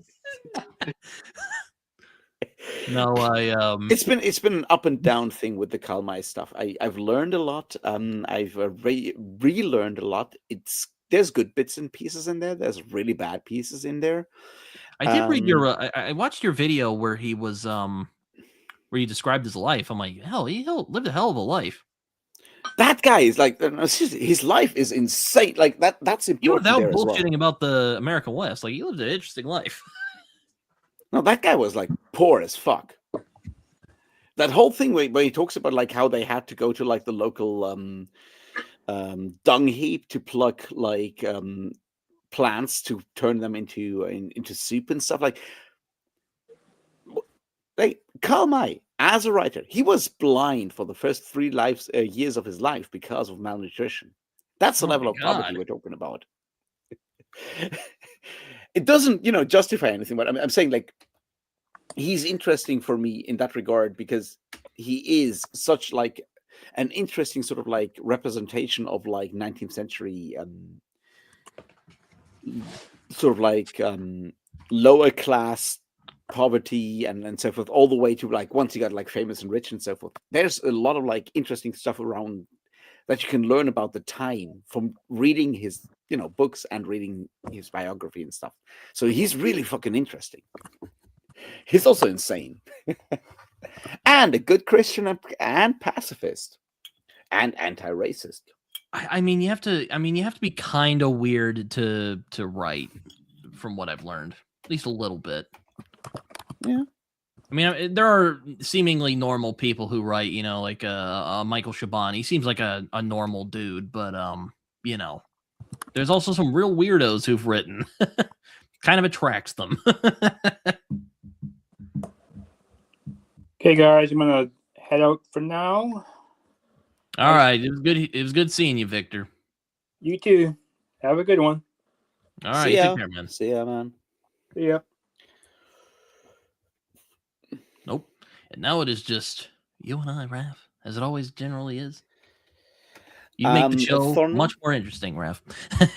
well, Thornell, he doesn't. So in Winter 1, he does kill a grizzly with his knife, but he doesn't really punch him. And in Winter 2, he doesn't punch him at all. There's no bears in Winter 2, which is surprising because there's a lot of bears in Karl May's novels in general. I thought you were talking about like during World War II. I'm like, oh, if you want to like some weird World War II lore, there is the Polish bear story where the Polish army tried to get a bear to help fight with them, and it became friends with them. So fun times. I'll have to find that. There's a much better bear story in World War II, which is all about Monte Cassino. I mean, that might have been the same bear, though. Maybe it's like the Monte Cassino, the raids on Monte Cassino, the Germans like being in Monte Cassino and having the bear. Yeah, that's the Polish bear in Monte Cassino. That's the one. Yes. Anyway, no. So Karl May's stories, after a while, you can, and that's like really interesting for me to reread a lot of that stuff because so much of it was like published in like magazines in not newspaper, but like magazines basically in installments and stuff, right? So what you get is a lot of things that you can recognize that from like comic books and stuff later on, like how you have like crossovers between different worlds, and like fucking Winnetou from the West ends up in fucking in the Ottoman Empire to hang out with the characters from like the Orient Cycle stuff, and you have all these weird crossovers, and the main characters are kind of like superheroes. They have like superpowers in a lot of ways, and specific tropes that happen all the time. And one of them is the main character and narrator punching a bear. Bears, there's way too many bear stories in that, and bears get always killed, and then someone has to eat the bear's paws because apparently, according to Karl May, those are really tasty. I don't know anything about that because I don't eat bear. It's just like really fascinating and weird to have these like specific things that come up.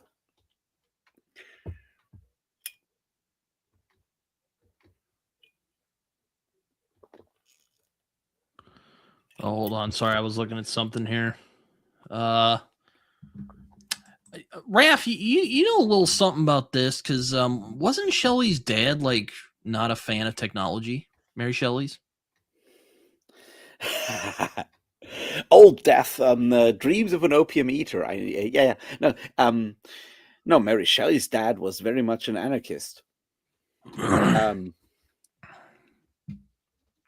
put it mildly, and it's complicated. Like Mary Shelley is not a fan of technology either.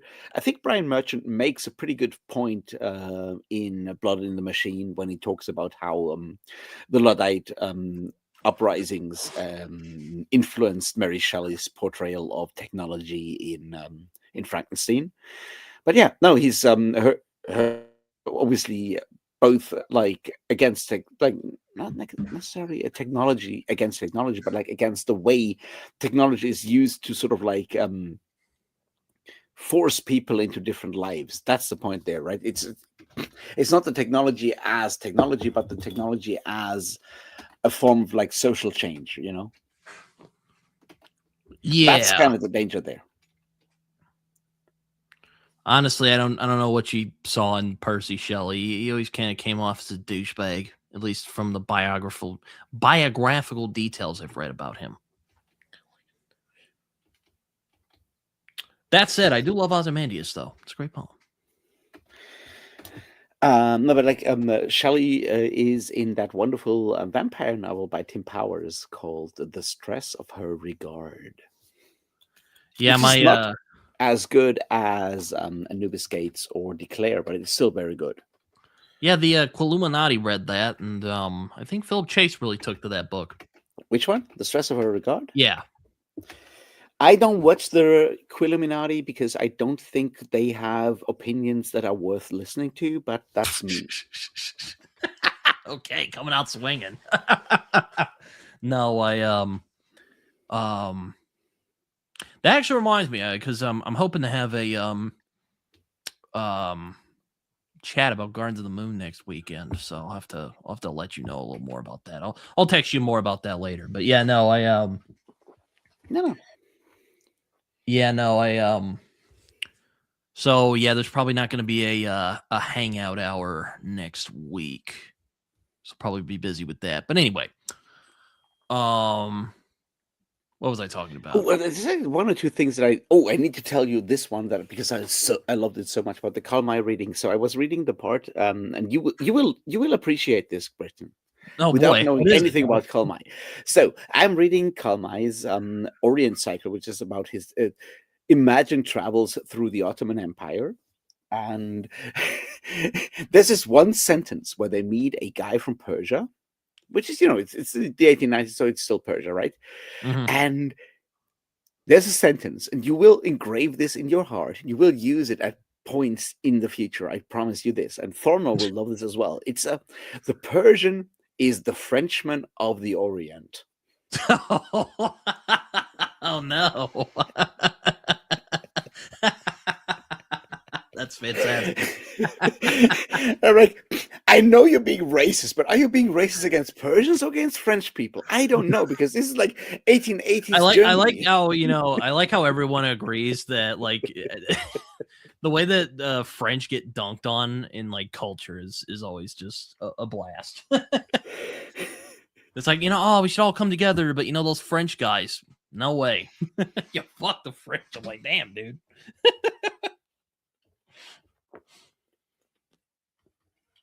Oh man, that's good. So no, the Persian is the Frenchman of the Orient. That was so funny. Nah, I'm Gotta enjoy good. the creative racism sometimes. There's that a dark part of you in there. But he's another thing though. Like reading those and Karl May stuff, he's surprisingly, interestingly progressive, or well, not progressive, but Yeah, he was well, a pacifist, wasn't he? he was a pacifist, and he's very much anti-racist. So there's like a whole thing in Winnetou 2, which is based on like older stories he wrote in the late 1870s, early 1880s, where you have a bunch of German immigrants fighting against the KKK.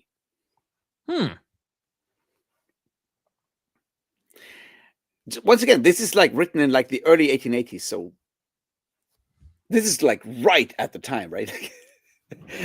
So that's like one of those like weird things. He's still racist at the same time, but he's got like he's even got I like mean, a most people nuance. were a little racist at that point in time. Like, People are still a little racist every day today. that's you true. know? We're just more aware of it now. It's not just like, oh yeah, those. I just find it what I find interesting. He's got like a nuanced take on the N word, even like in like his like 19th century German, right? When he talks about black people, he uses the German N word that would translate as Negro. And when he has like former slave owners, former slave drivers, and so forth, they use the N word in the American sense with the hard R and everything. And he makes it very clear that one of those is like a racist insult. And the other one is just, I mean, obviously it's the 19th century. So, the other one is like the proper term. So the fact that like a German dude a German dude who's not been to the US knows the difference between like a racist insult, and I just find it interesting, right? I mean, I haven't read any Tim Powers. My friend Sam over at iSamWise has really taken a shine to him recently, and I'm like, oh, that's nice, but I just haven't gotten around to it yet. I can get I can admittedly I can get somewhat picky with kind of that 70s, that 60s and 70s kind of fantasy and sci-fi, because a lot of it can get not really weird, but it can get kind of hokey at times from what I've read of it. There's a 70s-ness. Not everyone's Michael Moorcock is what I'm trying to say.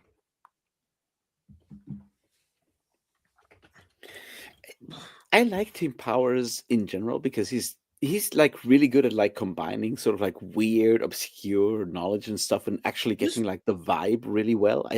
Like Declare, I think, is the one that I loved the best so far. Maybe that's because I haven't read that many sort of like Cold War spy stories yet, but it's like Cold War spy stories, but with like Kim Philby and gin. Both the drinkable one and the spirit ones. He was friends with Philip K. Dick, wasn't he? Like during the last couple years of his life, or was that someone else? I think he was, yes. Yeah, I'll have to look that up because I remember, like, I know K.W. Jeter, or however you pronounce his name. I know he and Philip K. Dick were pretty friendly during the last couple years of his life, but I think Tim Powers was the other one. I'll have to look. Oh yes, okay, yeah. Powers did. Yeah, okay, yeah. All right. I want to hear Mel Gibson try to speak Irish. That would be so funny. Anyway, I mean, it can't get any worse than his Scottish accent in Braveheart. So I mean,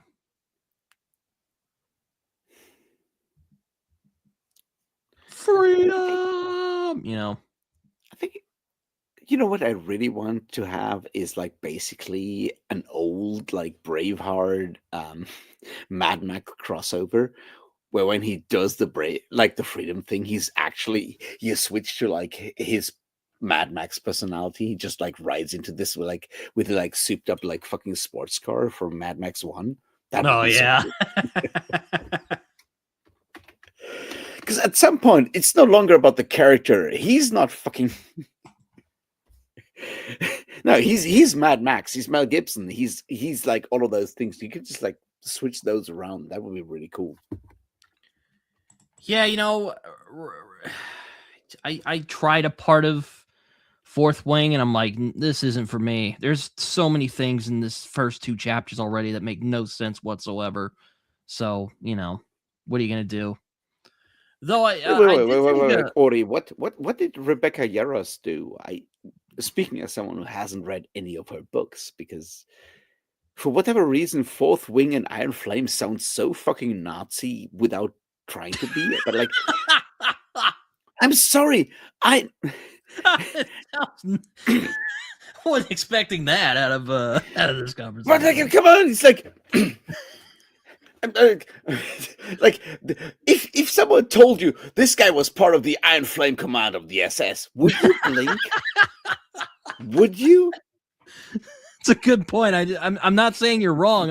I was just caught off guard there by what you said. Yeah, that would have been pretty awesome if Patrick McGowan just got witness me, yeah, and just turns into Fury Road just in medieval times.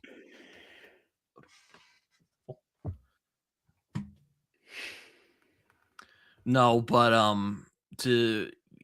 yeah, I mean, it did get a good review from SFF 180, from Thomas over at SFF 180, who had a very great and typically colorful description of Terry Goodkind's books as I can't remember, but something with libertarian horseshit for 15 books. I'm like, that's fantastic.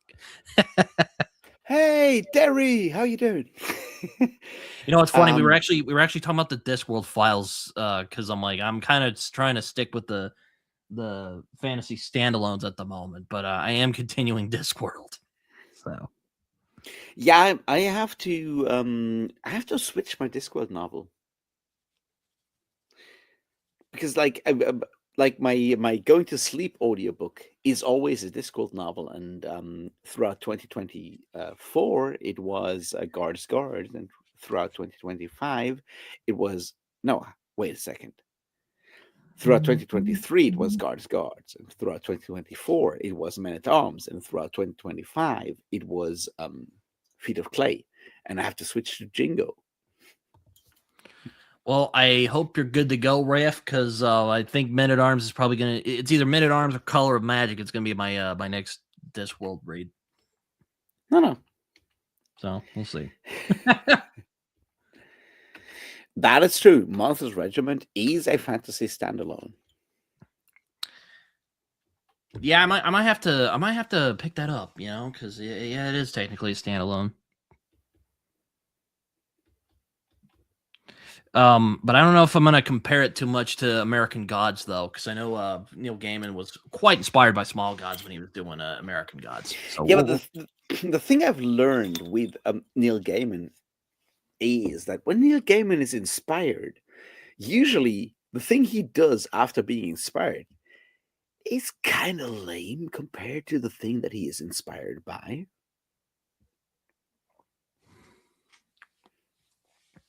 And that's not like because that's not like me wanting to be mean to fucking Neil fucking Gaiman, which I don't even think you need to be at this. No. It's not. It's not about like Neil Gaiman's all the fucking sexual assault and all the other shit he did, right? It's just like you read something like Blood in the Mist, and then you read Stardust, and you go like, yeah, Stardust is really cool. Don't get me wrong. I enjoyed that book, and I can still say that. But Blood in the Mist is so much better. And you read something like American Gods, and you're like, yeah, that's pretty good. And then you go back and you're like, well, Small Gods is much better. Plus, also, fucking Little Big, which is a huge inspiration on that one. It's like, it's so much better. It's like, once you know Neil Gaiman's inspirations, you realize how bad he is. In the sense that he's still good at like putting words together. Don't take me wrong. Like like he is not that imaginative. He's really good at like picking out like stuff that is really cool, tying it together and adapting it to like a newer generation. And that's all it is. The problem is like everyone goes like, oh, Neil Gaiman, he's so imaginative. What about if like European gods and stuff would hang out in America? That would be so amazing, and that's so new. It's like, no, it's not. It's fucking not. Well, I mean, I should note, I'm not trying to say like, I do think in terms of fantasy, his impact is not going to go away anytime soon. I mean, I've been saying this for a while, but I think him and George R. R. Martin are the most influential in terms of modern fantasy, in terms of impact. You may disagree, and that's fine, but Well, but Adolf Hitler was one of the most influential politicians of the 20th century. That doesn't make them good, does it? Sorry. Okay, now you're just fucking around. Now you're just trying to get a rise out of me. yeah, I know. I'm like, now you're just trying to get a rise out of me. But no, I mean, I'm hardly impartial because I love American Gods a lot, but I am looking forward to Small Gods. I want to see what it does. Small Gods is really, really good, though. It is really good. That was the point I was trying to get to. Is I am looking forward to Small Gods whenever I find time for it. I think like what makes Small Gods so good is that it's a very, very serious novel. Like it's one of the first times in Discworld where Pratchett does get like very serious, where he has like points where you suddenly go like, oh shit. It's not just like jokes.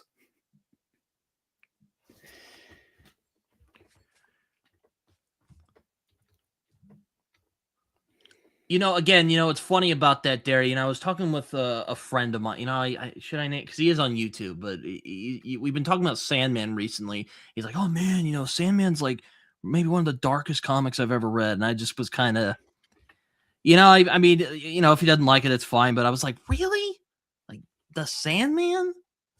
I've read Berserk, man. Like Sandman is child's play compared to something like Berserk. But that's his opinion. That's whatever. But no, I did the audiobook for I did the audiobook for Pale Fire, and I got kind of irritated with it, so I kind of abandoned my grand immersion reading experiment. But that said, I am going to be reading I am going to be reading A Rage in Harlem in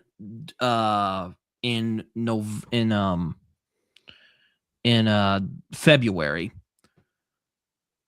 which has an audiobook narrated by Samuel L. Jackson. So I'm like, you know what? I'm gonna read. I'm gonna try that because I do have I am giving money to Audible so that I can get stuff half off.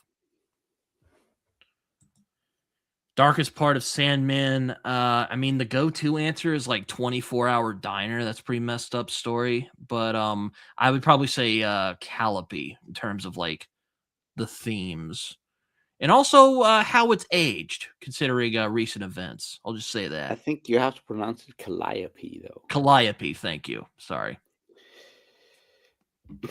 Yeah. Okay, just to be clear, in that whole thing, like Neil Gaiman is a very, very good writer. He's very good with words and everything, and I do very much enjoy Stardust a lot.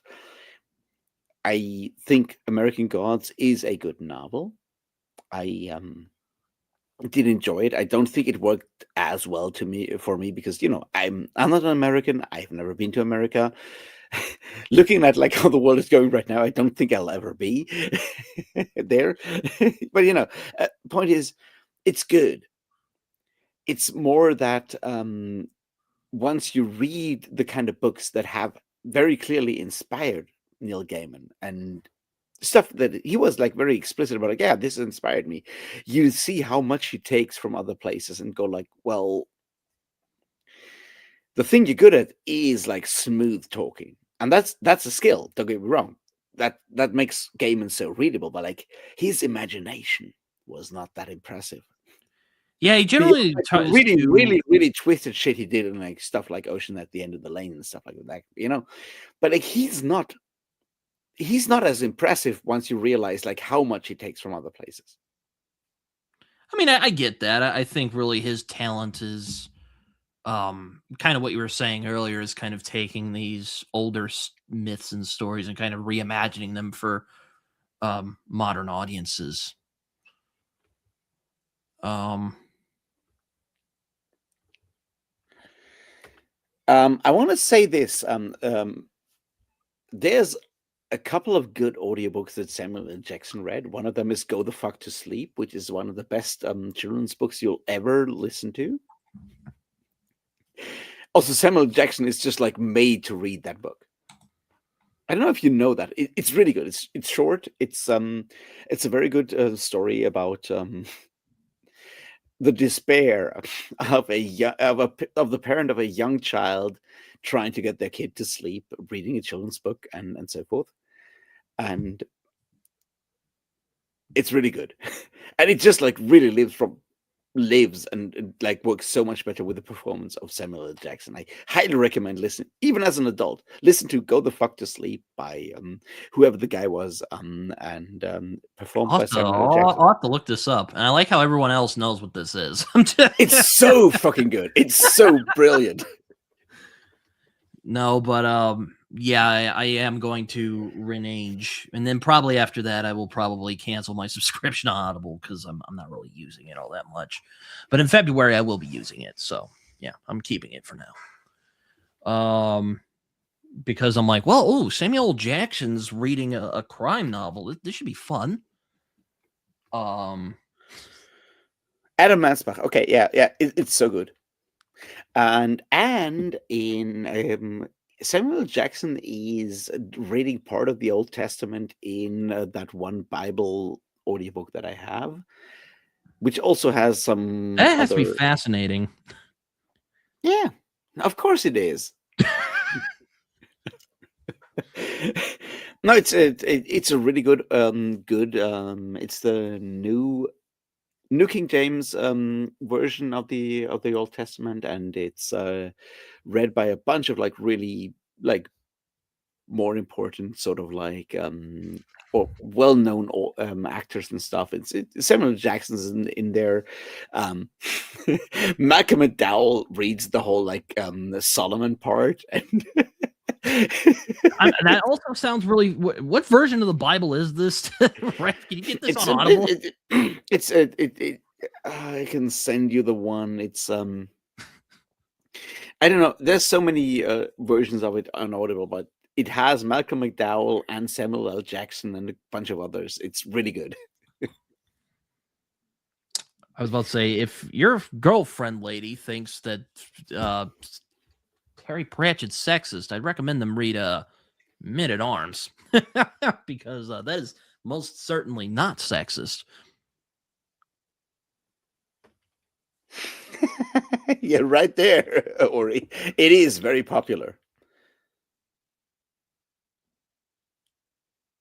You know, Clockwork Orange is my favorite film, which might set off some alarm bells in some people, but I love its weirdness, you know? Have It's a you read weird the movie. novel? Have you read the novel? I have read the novel, yes. Including the chapter, the final chapter that was dropped for the movie. Yes, and that's why I think the movie's ending is actually better, because I actually like it more that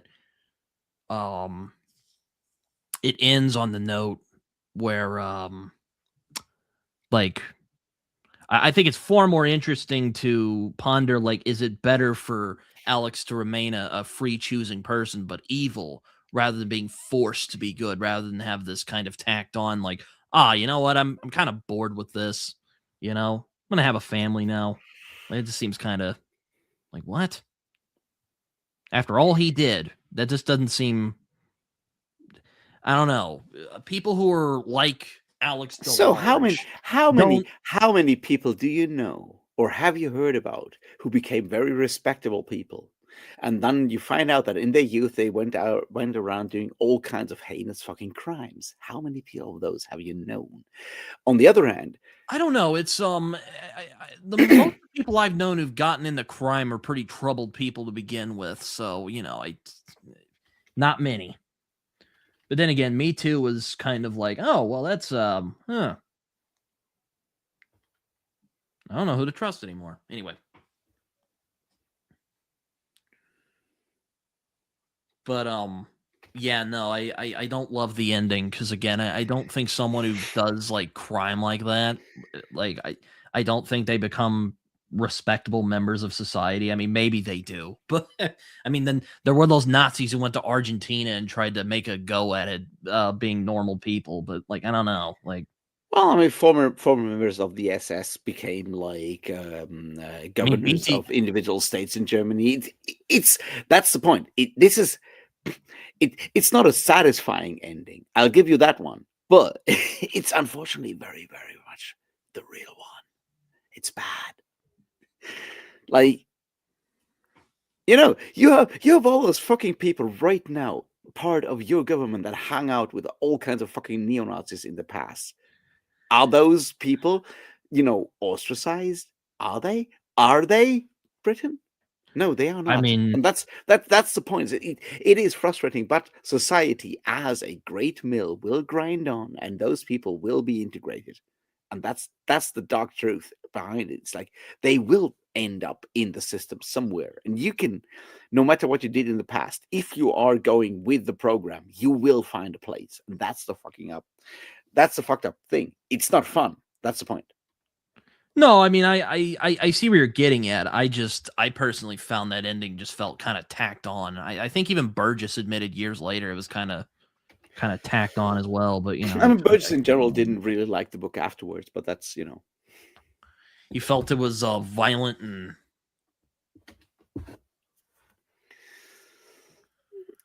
Yeah, like no, really. I'm not saying like there aren't like evil people who are, you know, contribute to society, you know, whatever that means. I mean, I don't know if our government is really contributing to society in a good way, but they are a part of society though. So I mean, you know, That's true. Yeah, he did do that. I mean, he did do that, but I mean, I'm just saying, I don't know. I don't know. Just I didn't love the ending of the Clockwork Orange book, but I do think it's one of the cases where I think the movie actually is a bit better because Kubrick doesn't give you that kind of absolution. But it's not an absolution. That's like the important thing. It's like you read that book and think it's an absolution. It's not. It's just like it gets normalized as soon as you get like with the program.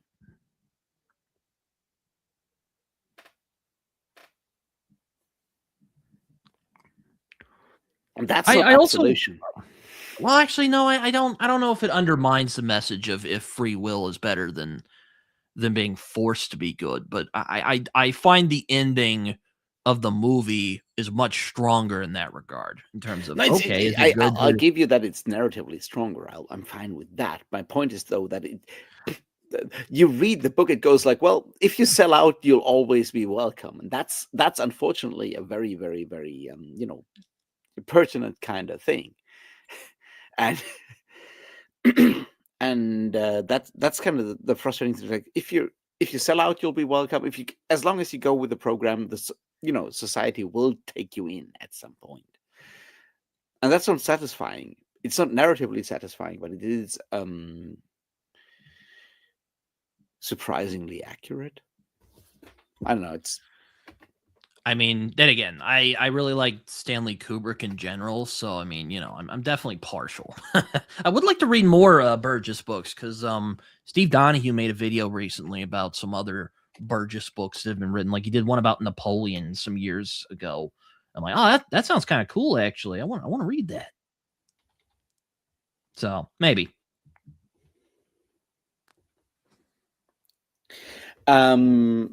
Hey, biggest, but Stephen Miller's like, I read the Stephen Miller biography, Hate Monger.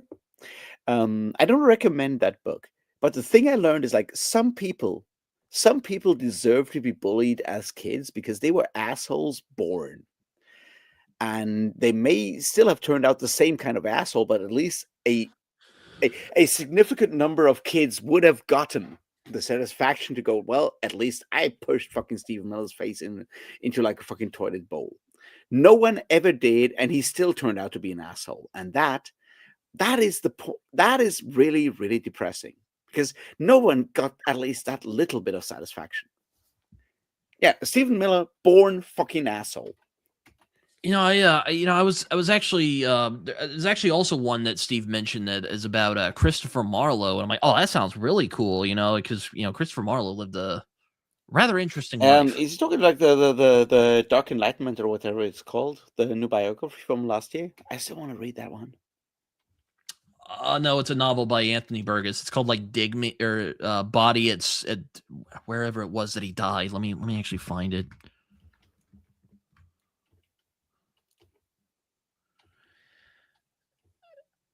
I don't know really. I mean, it's I have a kind of have a biblical view at this point that like everyone is fallen, so it's not necessarily. Hold on here.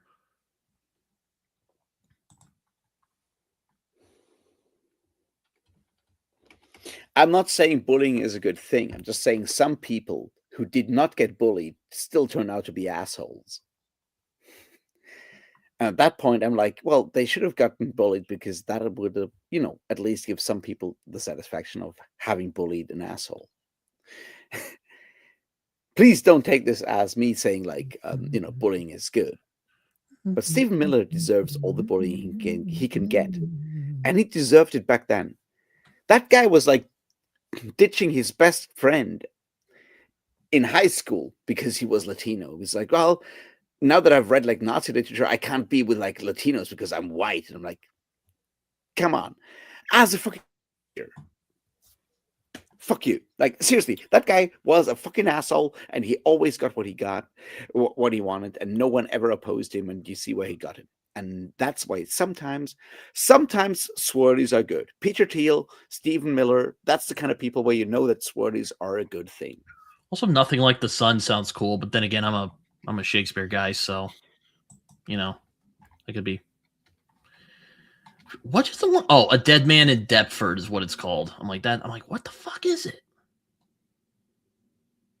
But yeah, it's about Christopher Marlowe, who was a interesting guy, believe it or not. Who? Christopher Marlowe. Chris Kit Marlowe was a really cool guy. He was weird. He was quite weird. Might have been a spy, but I don't know. Queer secret agent, really cool guy. No, there was a really good, and there's a new biography from Stephen Greenblatt. Is that his name? From last November. Need to look it up. Well, it says on Wikipedia that he's a spy, so I don't fucking know. Also, might have been Shakespeare, even though I don't really buy into that whole thing. I don't know about the Shakespeare one, but the secret agent or spy thing is pretty good, pretty well confirmed at this point. No, I mean I'm not disputing he was a spy. I'm disputing he was Shakespeare. I think Shakespeare was a real guy. Nah, come on, I don't care about that one. Care about the guy who was a spy and might have been homosexual. Who knows? But I don't care about fucking Shakespeare. I want like a queer spy working for Queen Elizabeth. That's the part I'm interested in. No, fuck Shakespeare. No, it's I mean I guess in my Dark Renaissance is the book. That's the book I was looking for. My perspective, at least most of the people I've known who've gotten into crime, like they were already pretty messed up.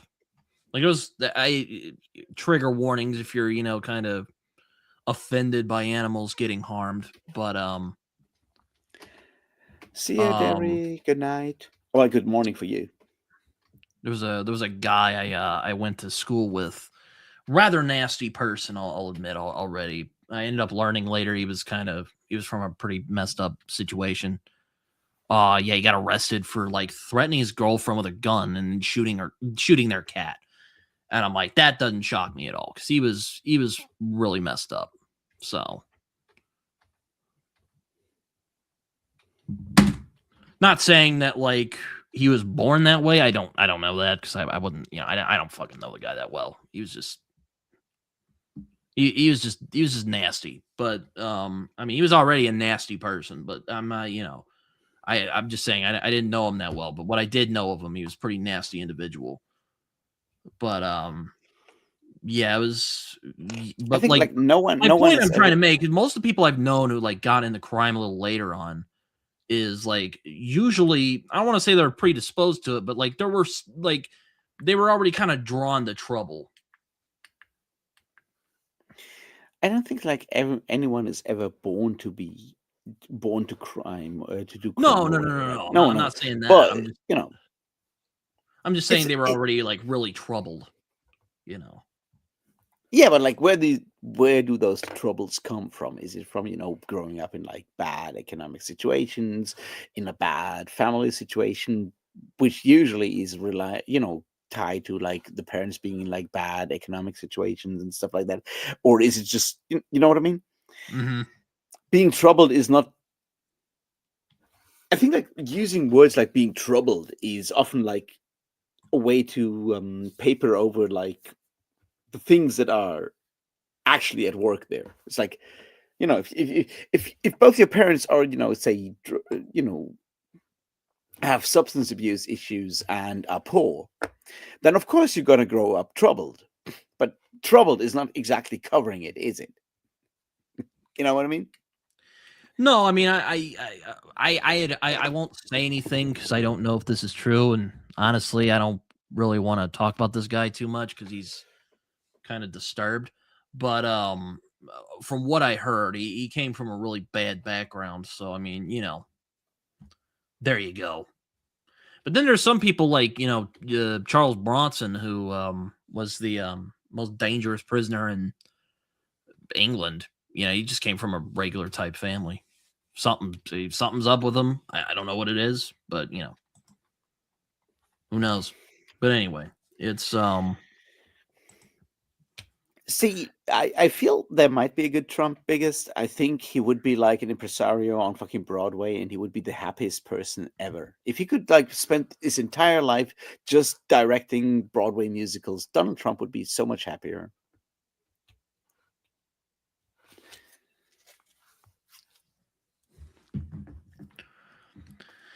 I don't know. I mean, just recently there was a lady who got shot. I was actually considering making a video, just kind of, letting out some thoughts I had about recent events. But I'm like, you know what? I don't know. But since we're here and generally everything is kind of fair game here, on the social club, yeah. So basically, our lives are expendable now if you get in the government's way, which is very worrying if you're like me and are very concerned with individual and civil liberties.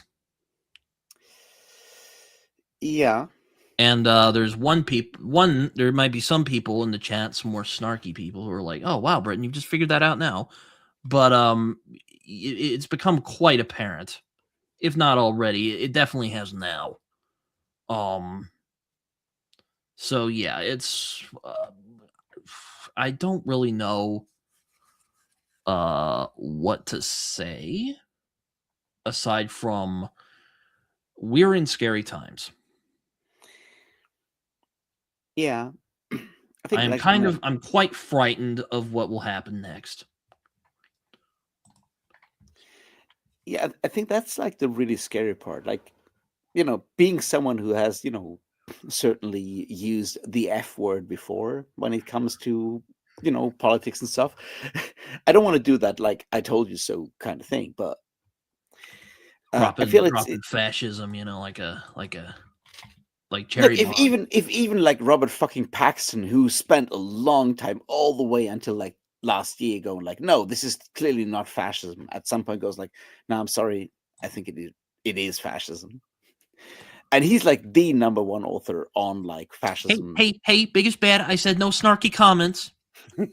But yeah, so I thought the Charlie Kirk situation would cause things to blow up, but now this has happened, and if things aren't blowing up now, then well, yeah, I mean that's kind of the question that like I find so interesting is not interesting, like scary or worrying for me is like I watch like what like has happened since like New Year's, right? You have the whole like the dumbest fucking and most idiotic thing ever to do the whole like Maduro snatch. And I'm not a fan of Maduro. Don't get me wrong, like fucking dictator. Let's not, let's not mince words about that whole thing, right? Like, guy sucks. But the way this has happened is very much the whole like, whoever has like the most guns and has the biggest guns and has the bestest guns and has most of the guns can do whatever the fuck they want, and that is certainly a way of running a planet. It's not necessarily like a good way of running a planet. It's also really fucked up if you're not the guy who has all the guns, has all the best guns, has all the biggest guns, has the most of the best guns, and so forth. Like everyone is fucked. And the fact that it's like Donald Trump being steered by Nazi overlord Stephen Miller, fucking Reddit Peter Thiel's whatever blood boy JD Vance, and I gotta have to deal with like 80 years of weird Batista revenge fantasies Marco Rubio, Donald Trump. That is not going to help when it comes to like the world. And I hate to make fun of like these, Donald Trump, because I think it's bad. Like I watch someone going like, well, of course Donald Trump wants Greenland because it's really big. And it's really big because that's like the map projection. And that's all he sees is like a really big place that is close to America, and he wants it because it's really big. And like, that sounds like the dumbest joke ever. And then I sit back and I'm like, well, how sure am I that that's not like exactly the reason why Donald Trump thinks that like, occupying fucking Greenland is a good idea. And like, look, I don't care if she was like a leftist or whatever. I don't even think she was left or whatever. I think that's just propaganda. But I don't care what she was doing. I don't care what happened. that a woman has died now, and the government has basically told everyone that our lives are expendable, and that's not okay. And one might go, oh, well, why weren't you saying this earlier? I mean, I'm not saying I was a fan of Trump earlier, but I've never really been a fan of Trump. Honestly, I don't think he. Honestly, I'm quite frustrated by all these people who are supposedly so suspicious of the government. Took on Trump with open arms, but I won't get into that discussion. But a lot of my fears about this new Trump presidency is really come to fruition, unfortunately. And it's only been a year, guys. Yes, Max Garfield, you really, I don't know, have you read Hate Monger, the biography of Stephen Miller? It's not a good read. I mean, it's not a fun read. Let's put it this way. Yeah, yeah. I mean, yeah, I mean, sorry. Yeah, it's Continue what fine. you were saying, Ref. Look, dumb motherfucker is going to die, hopefully very soon, and then we'll have JD Vance being steered by Peter Thiel, and that's not going to be any better because that entire system that you have over there is insanely fucked and has been for a long time. And the whole like we're not running a democracy, we're running a republic is not going to help because that's a bullshit argument. And it's so frustrating because this could be really good. But it hasn't for a long time for really dumb reasons.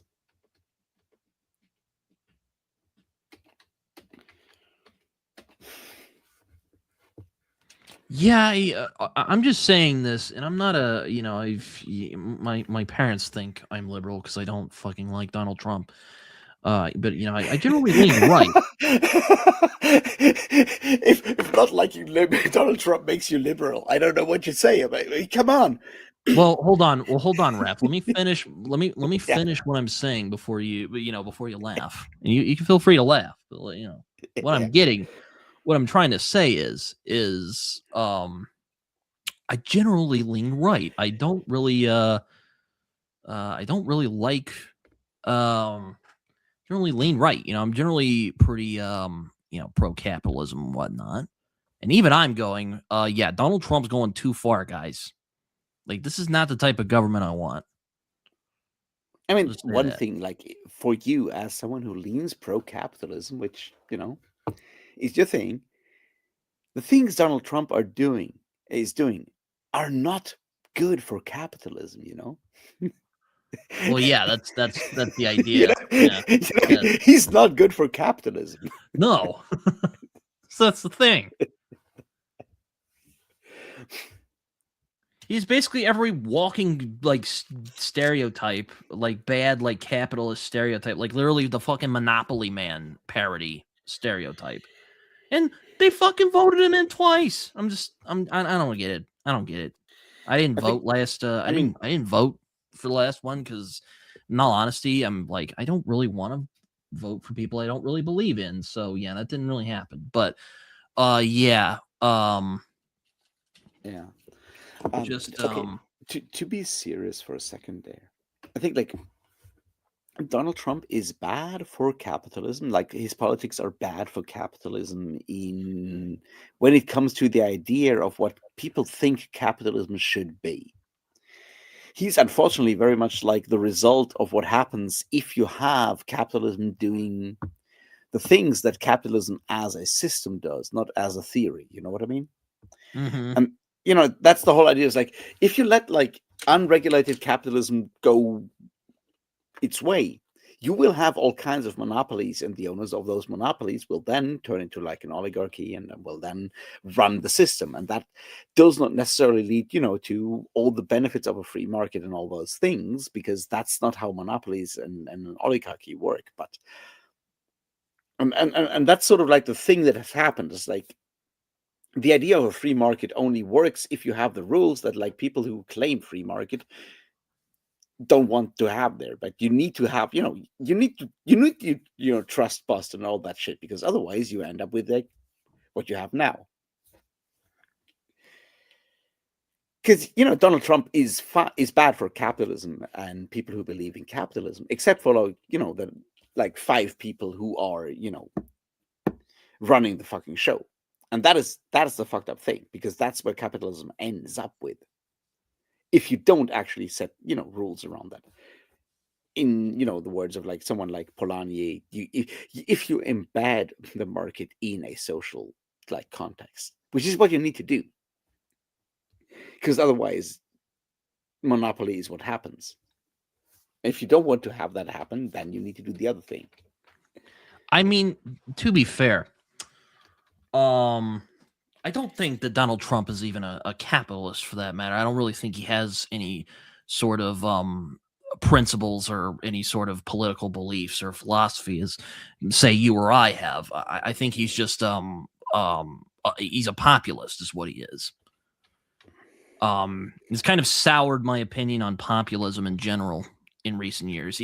That's why I generally dislike when people call him a fascist. I don't think he's a fascist. He's an authoritarian populist, if you really want to get technical. I think he would love to be a fascist because he loves fascist aesthetics. That's the thing. He loves the fascist aesthetic of like really neat uniforms and people marching around in squares and shit. He just really, really loves that shit. I don't think he has a coherent ideology, but he loves that stuff. Perhaps, I'm not. I won't I won't. Look, he wanted to have like a back fucking too hard. military parade for no fucking reason. It's like, yeah, and no one showed up, and everyone's like, "What?" It's that's like in the list of countries that are doing military parades right now. Do you really want to be part of that specific group? Just saying, I mean, all I'm saying is if anyone is even remotely concerned about civil liberties or individual liberty, as I am, you should be very concerned right now. And I've been concerned about this for a while because, all honesty, Donald Trump is just running roughshod over everybody at the moment. And honestly, I have seen things that I never thought were possible. Like, hey, we're just going to go into a country and kidnap a guy. I'm not going to pretend that the Venezuelan president's a great guy or anything, but I think the question inevitably becomes, does he have the authority to do that? No. Now, some might argue, oh, he was peddling drugs, and maybe he No, was. he wasn't. And I'm like, no better. Sorry, I lost track of what I was saying. Raph, what was I talking about? I mean, you were talking about the fact that the argument that Maduro might have been peddling drugs does not justify kidnapping. That's the guy, yes, which is real, and it's also if Maduro might have been not doing. I don't as like. much Look, as don't get me he wrong. I don't could like. have done. I don't like Venezuela. Or well, I mean, I've never been to Venezuela, so I don't have any like opinions about the country. But I'm not really a fan of their government. That does not mean I don't know if he had the right to do what he did. I don't believe he has the authority to do that. No one has the right to just go into another country and just like do regime change. That's if we judge.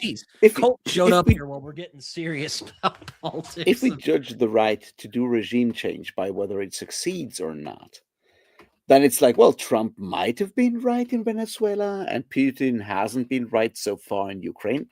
It's like that's not how that works. The problem is, of course, and that is like the sad part, is that the idea of like having an international order and having international law and the things that you can't do or can do as a country and so forth has been systematically weakened by the US and other countries for the longest fucking time. It goes back to like basically, whenever we started figuring out that we might want to have something like the UN or whatever, it got very, very explicit once the entire West decided to not call the Rwandan genocide a genocide, because calling it a genocide would mean that we actually have to go in there and make sure that it doesn't happen anymore. So we don't use the G word. And it went on during parts of the conflict in Yugoslavia. It started with parts of the conflict in Yugoslavia. It moved on when we all decided to look away when stuff happened in Sudan, so we didn't do anything about that. Then everyone really didn't do anything when Russia, occupied fucking Crimea. We've been doing this for a long fucking time, so the idea of an international order has Not been yet, systematically Colton, but- weakened for the longest fucking time. And we've reached a point over the last, say, 10 years, like 5 years, ever since like the full-scale invasion of Ukraine in like 2022, and all the stuff that Israel was doing it has been doing in Gaza over the last 3 years, whatever. Explicitly, that obviously the other stuff before that, no, but the thing is, we have gone back to the whole like might is right idea of international relations, which means like if you have the guns, if you can get away with it, you're fine. And that is a way of running a planet. It may not be the most sustainable way of running a planet, especially in, a timeline where we all have nukes. And, well, not all of us, but like some people have nukes. And I mean, yeah, biggest that's where we bad, are. that's nice and all, but my thing is, well, if we do something about it, what will happen then? Because I try not to think about, because when you want to do something, when you realize something's wrong and you want to do something about it, you're gonna have to have a plan about what's gonna happen after that happens. But what are you gonna do? Yeah. I don't. And honestly, I don't want like I don't think this is going to happen in America, because I don't think leftism is particularly popular out here in America. But I prefer not to have a October Revolution type situation happen in America. It's probably not going to happen because, again, I don't think it's very popular out here in America. But something drastic might happen. It could happen. And I would like to prevent that somehow. I question if that is still possible, because it's like, if the only language people know is violence and oppression, then what do you expect what kind of language everyone else will use to make their own sort of like concerns heard? It's going to be violence and oppression. It's like that's how that works. Anyway, hey Colton, how you doing? Yeah, I'm reading Karl May novels right now, which is a thing. And after that, I will go and reread Gravity's Rainbow for Greg's another bibliophile reads. damn, you're just going to shotgun it? Good luck, man. I've read it before. I know where it's going. I mentioned this at the beginning of the podcast, but I'm reading The Friends of Eddie Coyle by George V. Higgins, which is a really interesting book because it's mostly driven by dialogue. I don't know if I've read a book where it's mostly driven like dialogue. Almost feels like a stage play at points. Okay. And A Sword of Bronze and Ashes by Anna Smith Spark, which I was mentioning this earlier. I don't know if you caught this, Raph. Kind of reminded me of Spear a little bit. It's a little darker though. I've heard good bits about it. At some point I'll go there. I'm gonna read The Mills of the Gods by Tim Powers as soon as I'm done with the whole fucking thing. Karmas. And Yeah. we'll probably be reading these 2 volumes of Monstrous at some point. Because I'm going to give them away and then get the compendium, because they just recently put out a compendium. And no, I do not have a copy of Edge of Dark Water yet, though I would like to get one, because again, I'm going to be reading a lot of crime books this year.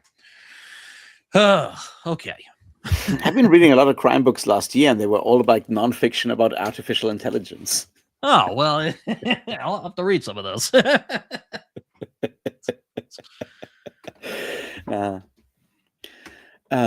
Anyway, Britton, it's after midnight, and I might just have to sort of slowly ease out because it's been a rough week.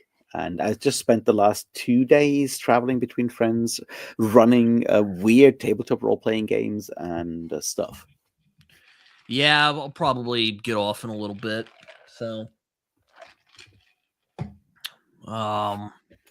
yeah, I mean, it's been It's been chaotic, I think is the best way to describe it. I'm just like, why the fuck is it always January when all the crazy shit goes down? Like last year was the fire and then the whole Neil Gaiman debacle, and then good lord, are we gonna have another booktuber being accused of some sexual misconduct? I hope not. I hope I don't come back here in February and go like, good God, I bag on my head going like, oh my God, guys. The timeline has to stop right now. To be fair, the Neil Gaiman thing did not start last year in January. It started No, the that's year true. before. It's just that was the real bombshell stuff came out last year, but no, it didn't start last year. But No, it was like the year before. But nonetheless, I don't get it.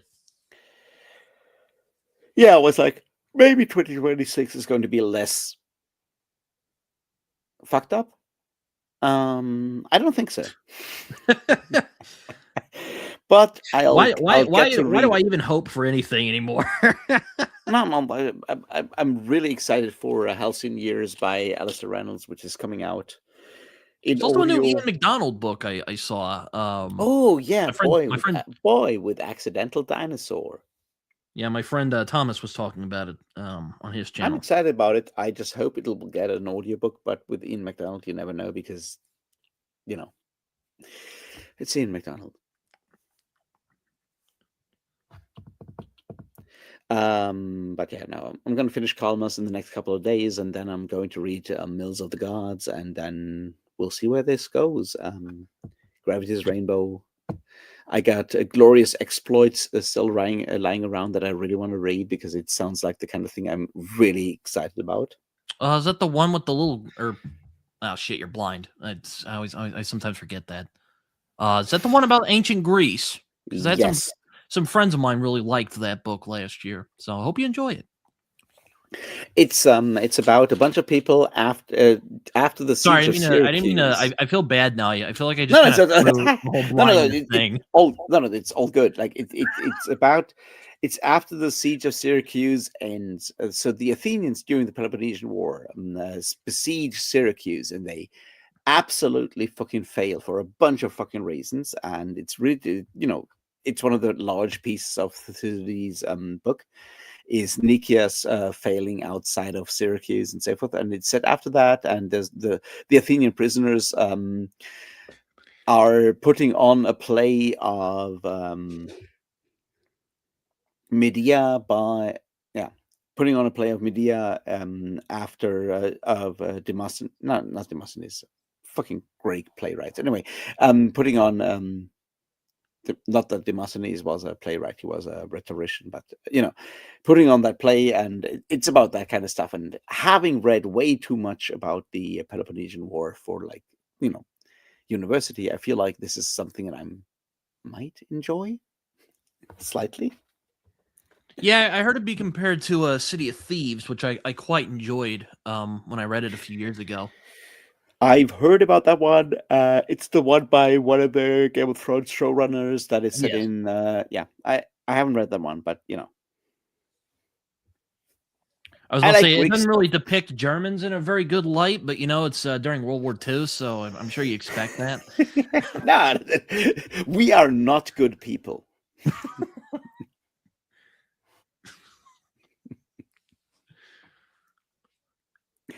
No, it's fine.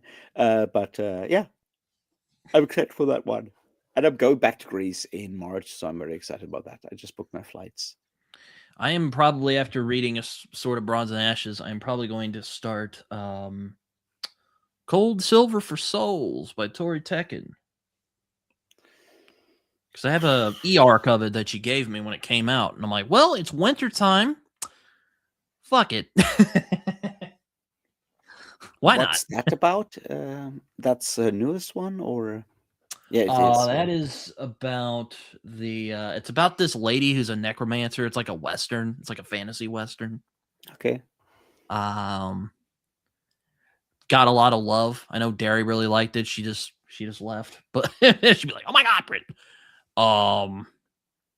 Yeah, I'm confused by Joanna not caring for it either. But it's what are you gonna do? People react to books differently.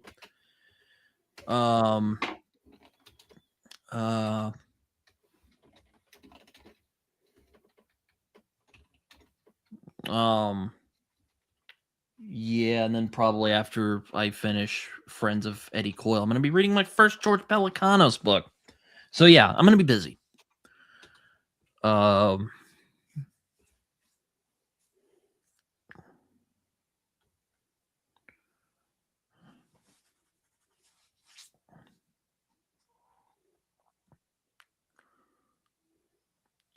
But yeah, no. So I'm just gonna be kind of doing my thing over here.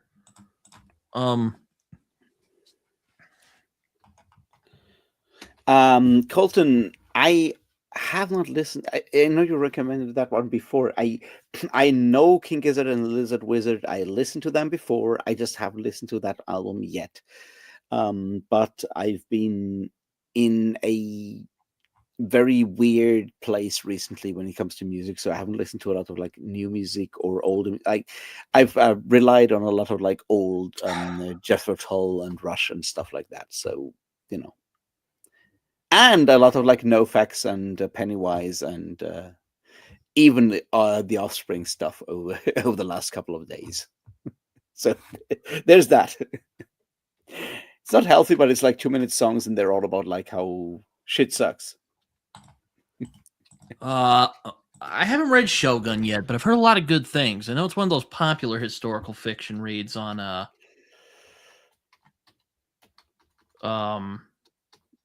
it's one of those popular historical fiction reads on BookTube that isn't like Lonesome Dove or what's that other historical fiction everyone likes? I can't remember at the moment.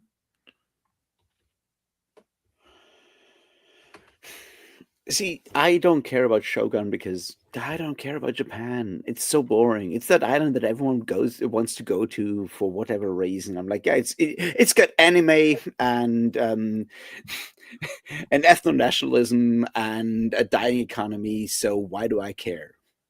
Anyway, no, I'm sure Japan is really cool, and I like some Japanese food. And yeah, that one, the Ken Follett ones. It's kind of funny. Amanda was talking about that before it blew up, and then Pillars of the Earth blew up. So I imagine she's very pleased about that.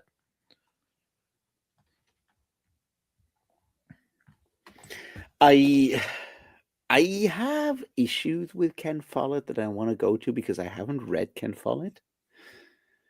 But I know that he employs an entire team of people that do research and do like a lot of like description writing and stuff for him, where he doesn't actually write the entire book, and it's more like an industry at this point. And that's certainly, you know, something I don't necessarily appreciate. So I have avoided Ken Follett. There's a historical fiction thing that I want to go back and reread at some point because I loved it so much the first 2 times or 3 times I've read it.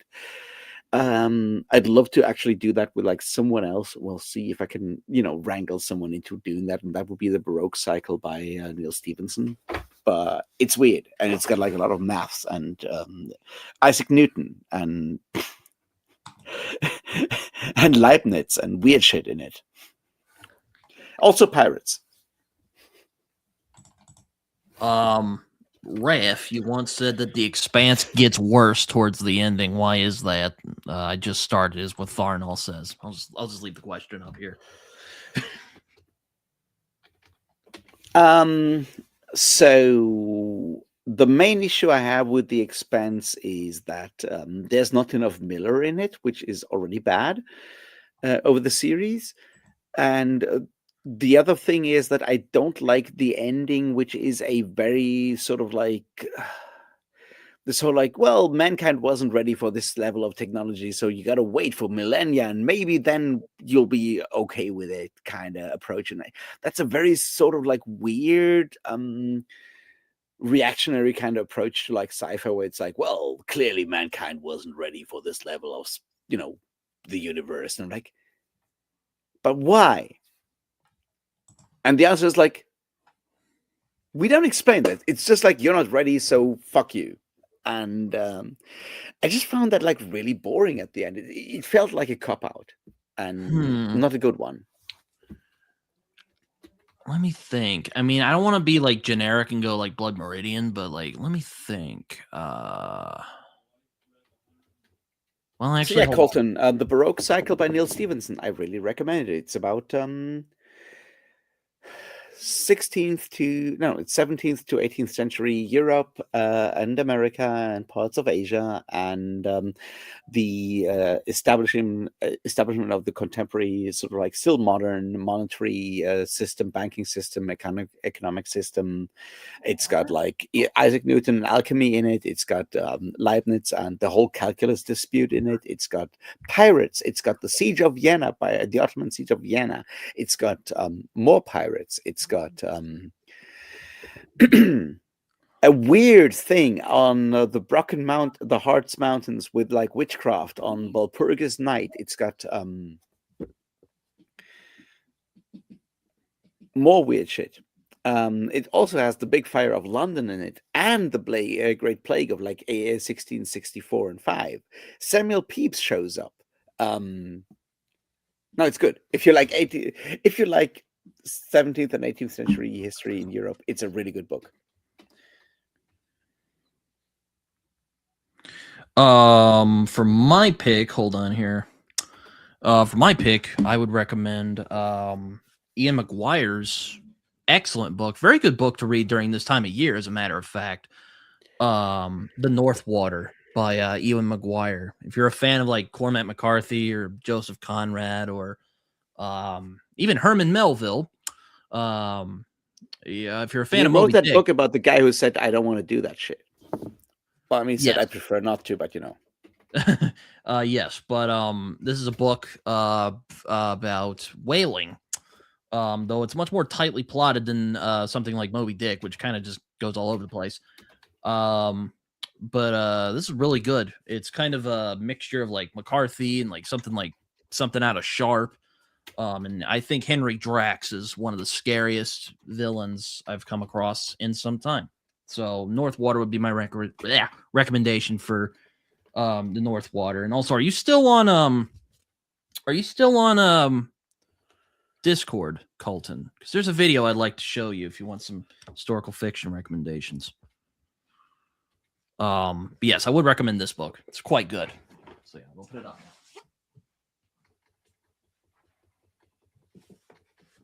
No, Thornell, it's not fantasy. It's very much historical fiction. It has a somewhat fictional element in it, in the way that your Thomas Pynchon might have, but it's very well researched historical fiction. Except for like one or two elements you can like really ignore and that are not like actually played up, and they may just like be someone else being too religious. Who knows? And it's connected to Cryptonomicon by Neil Stevenson, so there's that.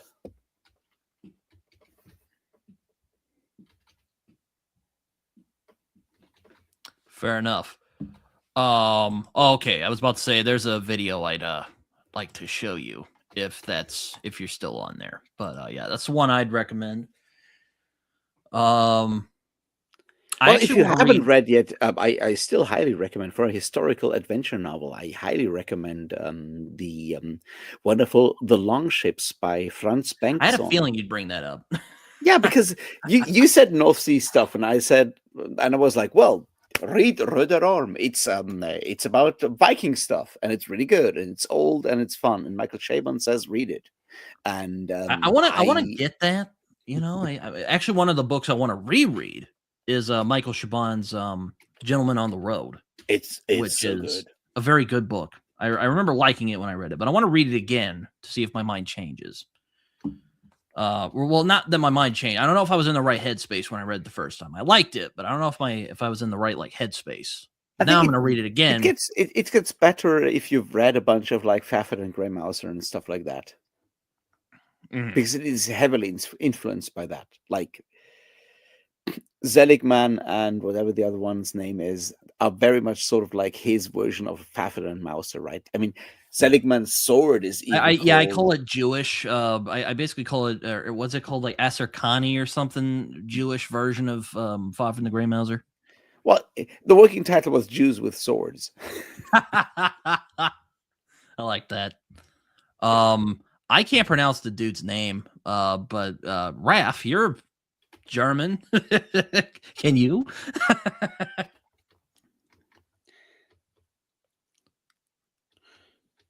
Pfeffer the Grey Mouser is definitely worth it. And The Longships was written by Franz G.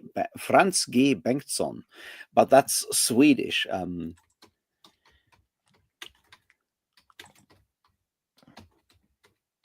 Oh, sorry. I don't know if you heard that. I need to double check the spelling though. Oh, Liam's here. Hello, Liam. How you doing? And Mac was also very helpful. But yeah, I was thinking for when I do my reread of Gentlemen of the Road, I could probably have like Liam and Raph and I, and we get together and talk about its pulpy goodness at some point. So, yeah. There you go. But yes, I am wanting to reread that because it's very short and it's not that big of a commitment. So it's all good. Oh, yeah. Looking for Colton.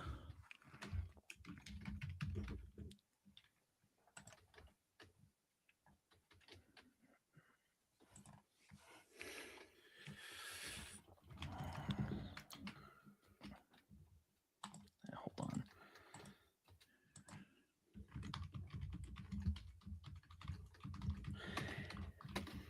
All right.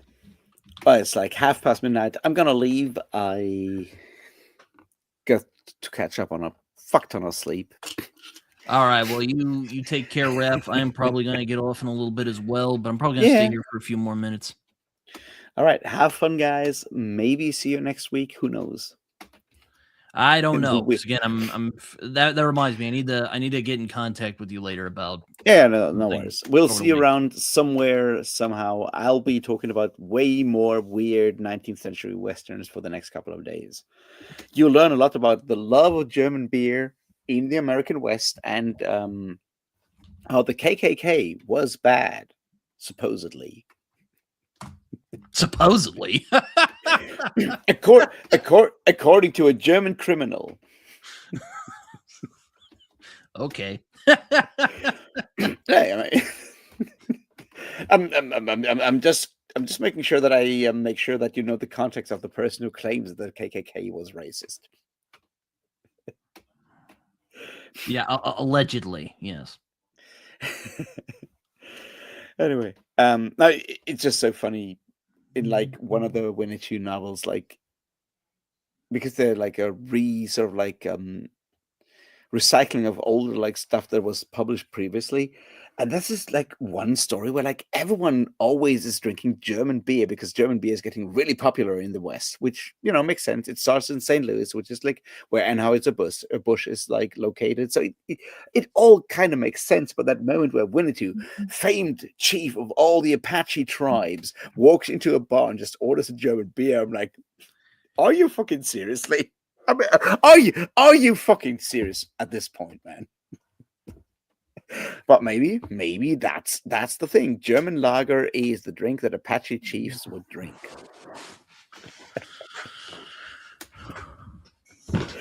That's what I learned over the last couple of days.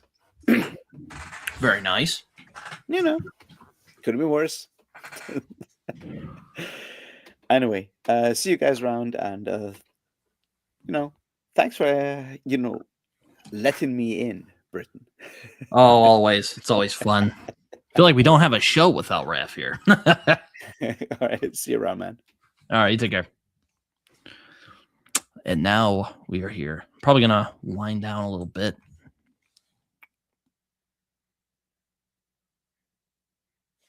Salambo. I like how it sounds.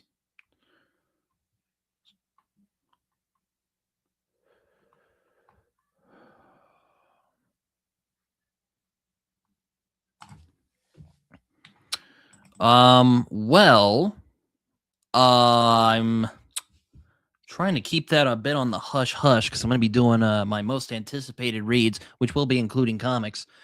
But one I will talk about a little bit is going to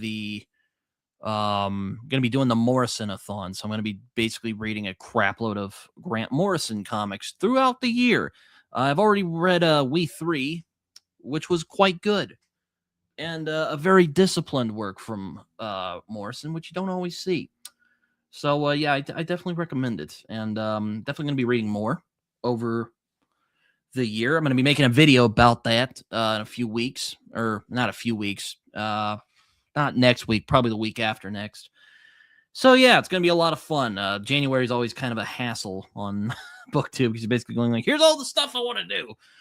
But yes, wait till Wednesday because that is when you'll see the full list of comics I hope to read in 2026.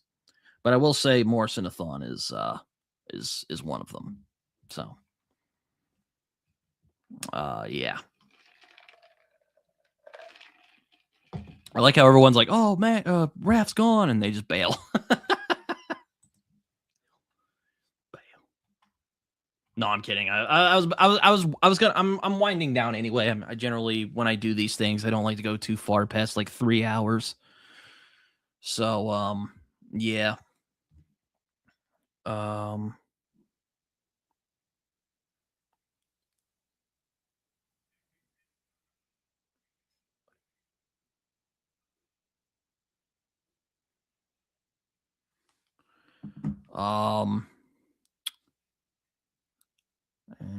Mm. Yeah, but hold on.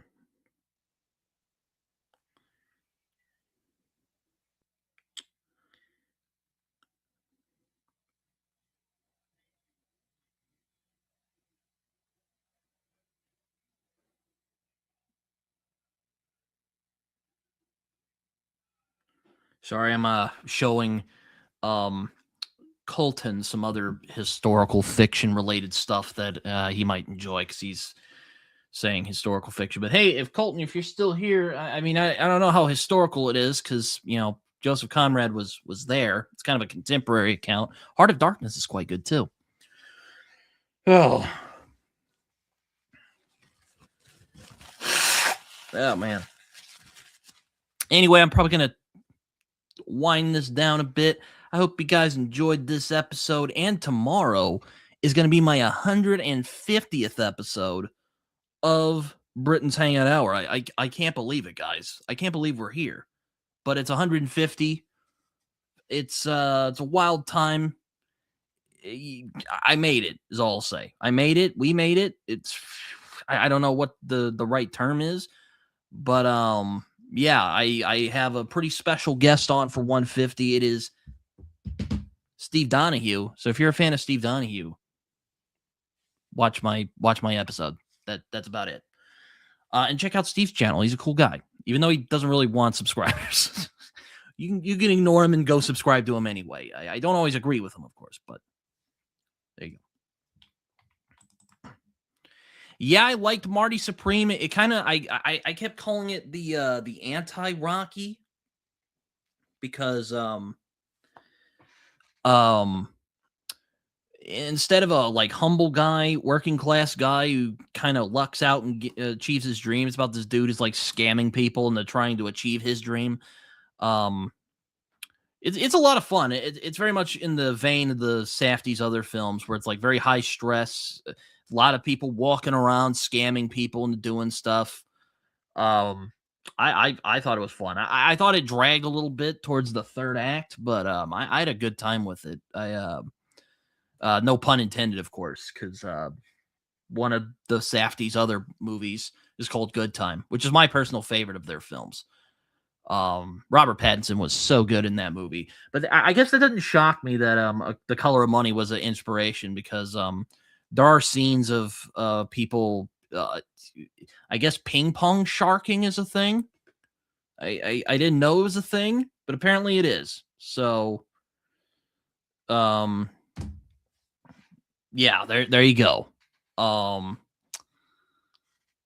But yeah, anyway, I'm gonna wind this down now because my throat's a bit dry and I want to get a drink. But anyway, thank you everyone who showed up. I always appreciate everyone. I'm always surprised when people, and it's not me being self-deprecating or modest. I'm being serious. I'm honestly surprised people show up to these things. And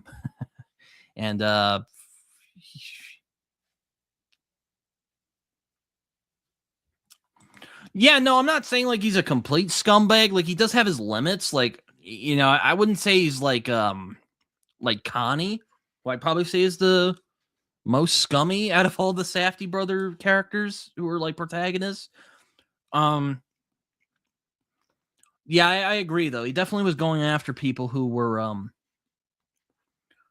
yes, hindering him, but generally if he like were screwing people over, he did do it to his friends, but he also did it to like not good people. So yeah, I see what you mean. Yes, for sure. That was what I was trying to say.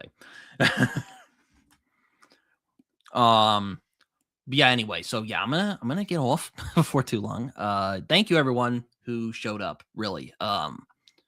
Again, I'm always surprised people come and hang out for a while. They're probably attracted to Raph, and that's cool because you know Raph is a very important part of this show.